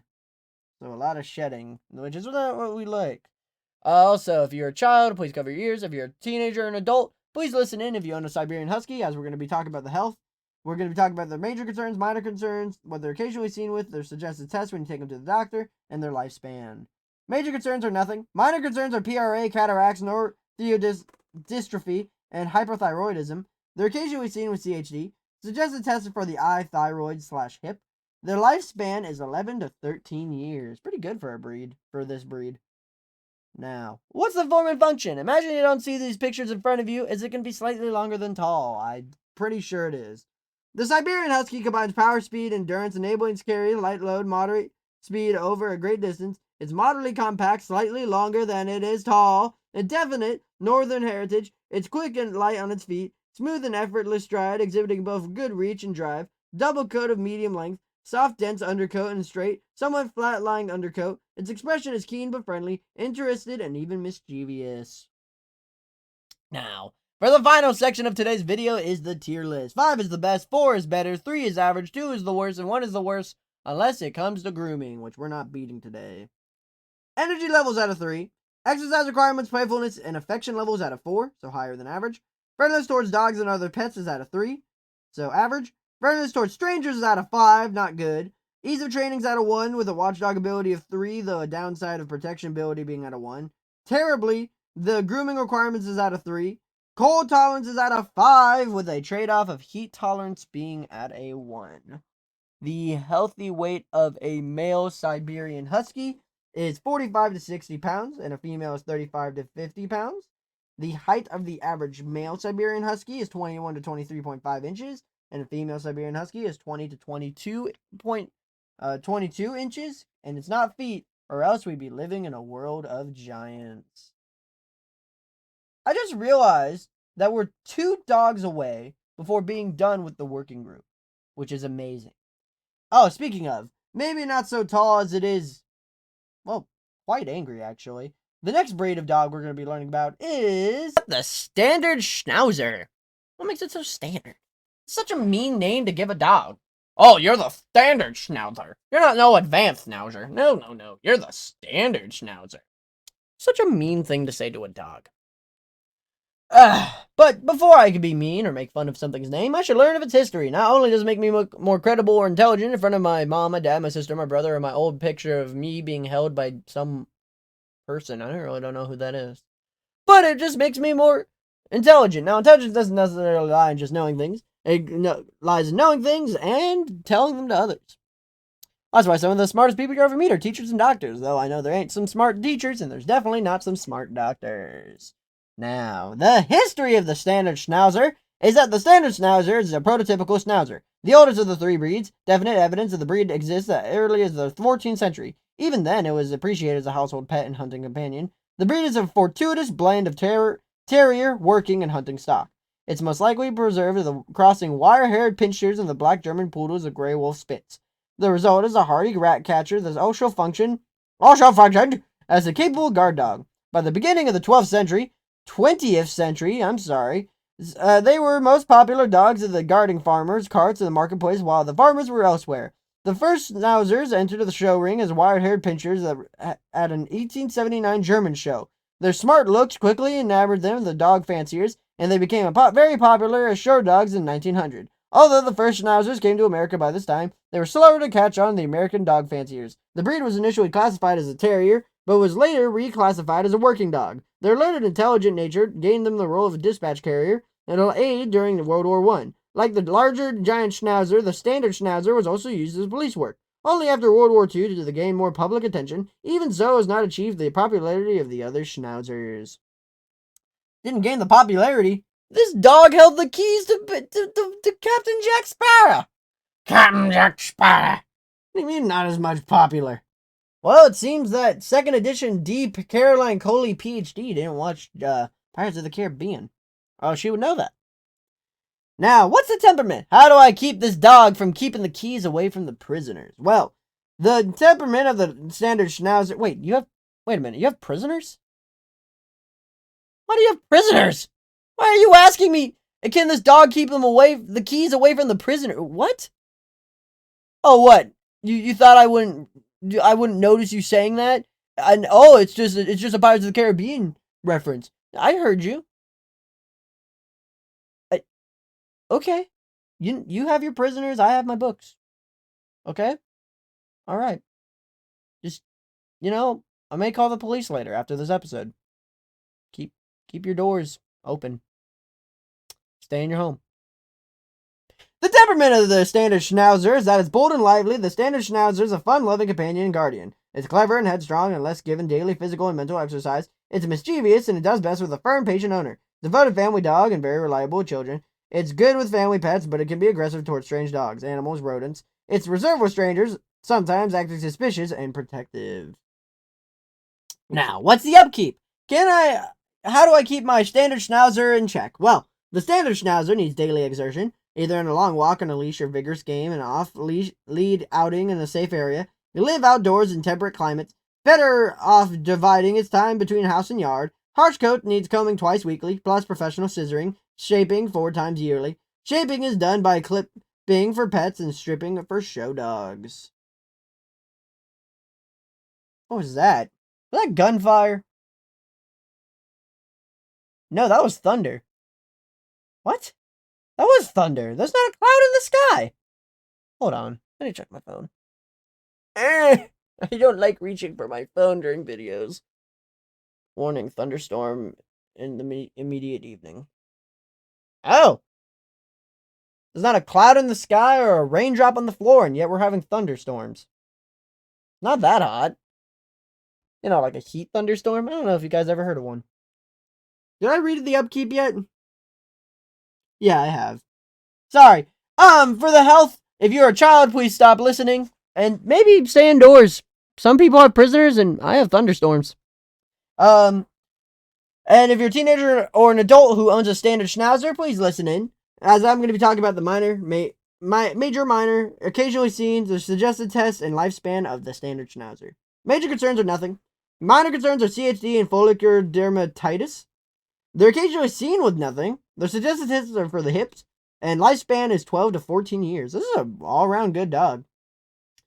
Now, imagine you don't see this dog in front of you. What's the form? What's the function? Is it slightly longer than tall? Kinda doesn't really look like it. Actually, it looks like it's longer than it is tall. Sorry. The form and function of the standard schnauzer is that this robust, sturdily built, heavy-set dog of square proportion is both strong and agile and able to perform both as guard and ratter. Stride is quick, powerful ground covering. Its coat is hard, wiry, and thick. Soft undercoat. Its hallmark whiskers, mustache, and eyebrows add to its alert, spirited expression. I don't think this writer of this book ever seen this breed of dog. It doesn't really look spirited or bright. Or, yeah. Huh. Now, for the tier list. Final part of today's episode. 5 is the best, 4 is better, 3 is average, 2 is the worst, and 1 is the worst unless it comes to grooming, which we are definitely not beating. Energy levels out of 4. Makes sense. Small dog. Exercise requirements and playfulness are out of 3. Affection level and friendliness towards dogs out of 2. Friendliness towards other pets out of 3, which is good. Friendliness towards strangers out of 1. Ease of training is out of 3, so average. Watchdog and protection ability are both out of 5, which really surprises me. Though, then again, these were hunting dogs. Sadly, the grooming requirements is out of 4, which is horrible. Cold and heat tolerance are both out of 3, pretty average. Weight of a healthy male standard schnauzer is 40 to 45 pounds. And a female, it should be 35 to 40 pounds. The average height of a male standard schnauzer is 18.5 to 19.5 inches. And a female is 17.5 to 18.5 inches. And it wouldn't be feet, or else we'd be living in a world of giants. Well, definitely giant, and definitely, I wouldn't say aggressive, just giant in general. These dogs are kind of well known as the Russian Siberian dogs, because I've researched this breed of dog before. It is the breed of the working group, the Tibetan Mastiff. Next time we're going to be going into the terrier group? Yes, the terrier group. So, the day after tomorrow's video is not going to be a reading video. It's going to be a dog editing video, or a full dog video, and then after that it's different. I think y'all have gotten through this before. But yeah, the Tibetan Mastiff. It's a big dog. That's all you need to know really about the Tibetan Mastiff. But you know what? I won't give you the whole intelligence spiel. You've watched the entire video. You've seen my past videos. If not, why did you watch this video and not the other ones? Weird. But yeah. So, the history of the Tibetan Mastiff is that among the most ancient and influential breeds, the Tibetan Mastiff's origins have long been lost. Archaeological evidence of massive dogs dating to 1100 BC can be found in China. Such dogs have traveled to Attila the Hun and Genghis Khan, providing rootstock for Mastiffs in Central Asia. Those on the Himalayan plateaus developed into camp guardians of nomadic herdsmen. Their nomadic lifestyle furthered their distribution, but the high mountain-separated plateaus and valleys created isolated populations. Thus, a wide range of dogs emerged, and hardiness and guarding ability guided selection. Besides guarding the campsites, dogs were used to guard villages, monasteries, village sentries. They were usually chained to gates and rooftops by the day and allowed to roam at night. The breed remained largely unknown outside of the native Tibet until 1847, when the Viceroy of India sent a large dog from Tibet named Siring to Queen Victoria. It gained greater exposure to 2 dogs imported by the Prince of Wales were exhibited at a dog show in 1874. Imports remained at a trickle, and only in 1931 did the Tibetan Breeds Association in England develop the breed standard. With a few dogs outside their native country, the breed's further future was threatened when China invaded Tibet in the 1950s, displacing the native dogs. Survival depended on fleeing the neighborhood countries or retreating to isolated mountain villages. The Dalai Lama sent 2 dogs to President Eisenhower, but they soon disappeared into obscurity. Only in the 1970s did stock from Nepal and India arrive, found breeding programs in America. The imports came from a wide genetic base, accounting the natural variation of size, style, and breed today. The Tibetan Mastiff is now mostly a companion and family guardian, although some are used as livestock and predators. In 2005, this ancient breed began a new chapter as it entered the American Kennel Company's miscellaneous class. Though I guess now working group because of its like known history. That would be my guess, but I'm not a professional.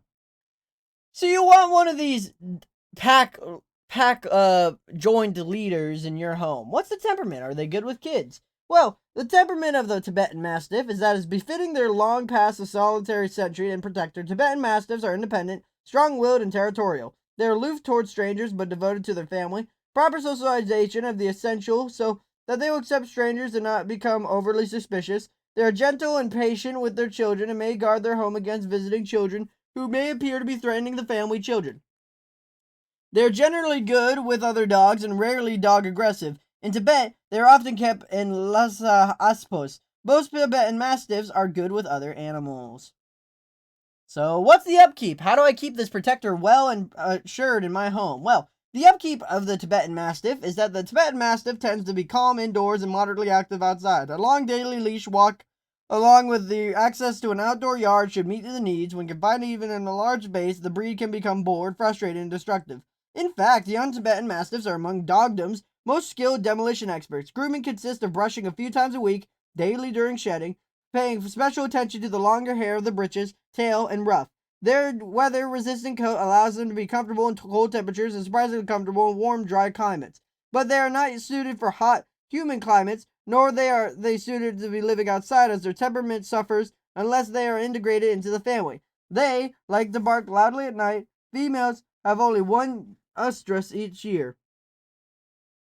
Now, if you're a child, please cover your ears. If you're an adult or a teenager, listen in. And if you own a Tibetan Mastiff, listen in, for we're going to be talking about their health. Their major concerns are nothing. Minor concerns are CHD, hyperthyroidism. They're occasionally seen with entropin seizures, canine inherited demolitive neuropathy. Their suggested tests when you take it to the doctor are hips and thyroids. Their lifespan is from 11 to 14 years. Now imagine you don't see this picture of the dog in front of you. What's their form? What's their function? What do they do day to day? Well, a powerful, heavy, and athletic dog, the Tibetan Mastiff is built to combine strength and agility. Its body is slightly longer than it's tall. Walks is slow and deliberate. While it's not powerful and light-footed, the whole appearance is impressive. With a solemn but kindly expression, the coat, which is noticeably heavier than males than in females, is thick and fairly long. Especially around the neck and shoulders, the tail is densely coated and the hind legs well feathered on the upper parts. The hair is coarse, straight, and hard, standing off from the body. It carries a heavy undercoat in the cold weather, but a little undercoat in the warm weather. This combination of coat types allows the Tibetan Mastiff to endure the extremes of Tibetan weather.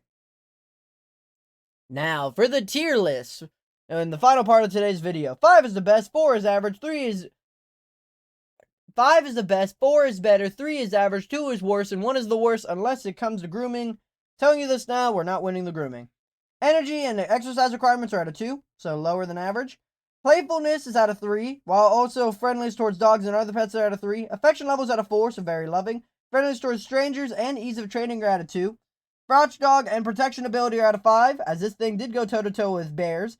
Grooming requirements is at a 3. Cold tolerance is at a 5, with a downgrade of heat tolerance being at a 2, and surprisingly not at a 1. The weight of a healthy male Tibetan Mastiff is 90 to 150 pounds or more, and a female is 80 to 110 pounds. The height of the average male Tibetan Mastiff is 26 inches, and a female is 24 inches minimum, and it wouldn't be any bigger than that, because then we'd be living in a world of giants. And that is it for the working group. I will not be telling you what type of breed of dog we'll be talking about next time, for not even I know. Well, I mean, I just turned the page right now, and now I know. But I ain't gonna tease y'all. I ain't gonna do none of that, because we're done with the working group. And I don't even know if I'm going to be talking about dog breeds next. Maybe I'll change the subject. I don't know yet. So, I hope you guys have a super fantastic, wonderful day. Be polite, be efficient, make sure to like, comment, and subscribe. Hope you guys have a fantastic day, and I'll see you guys next time.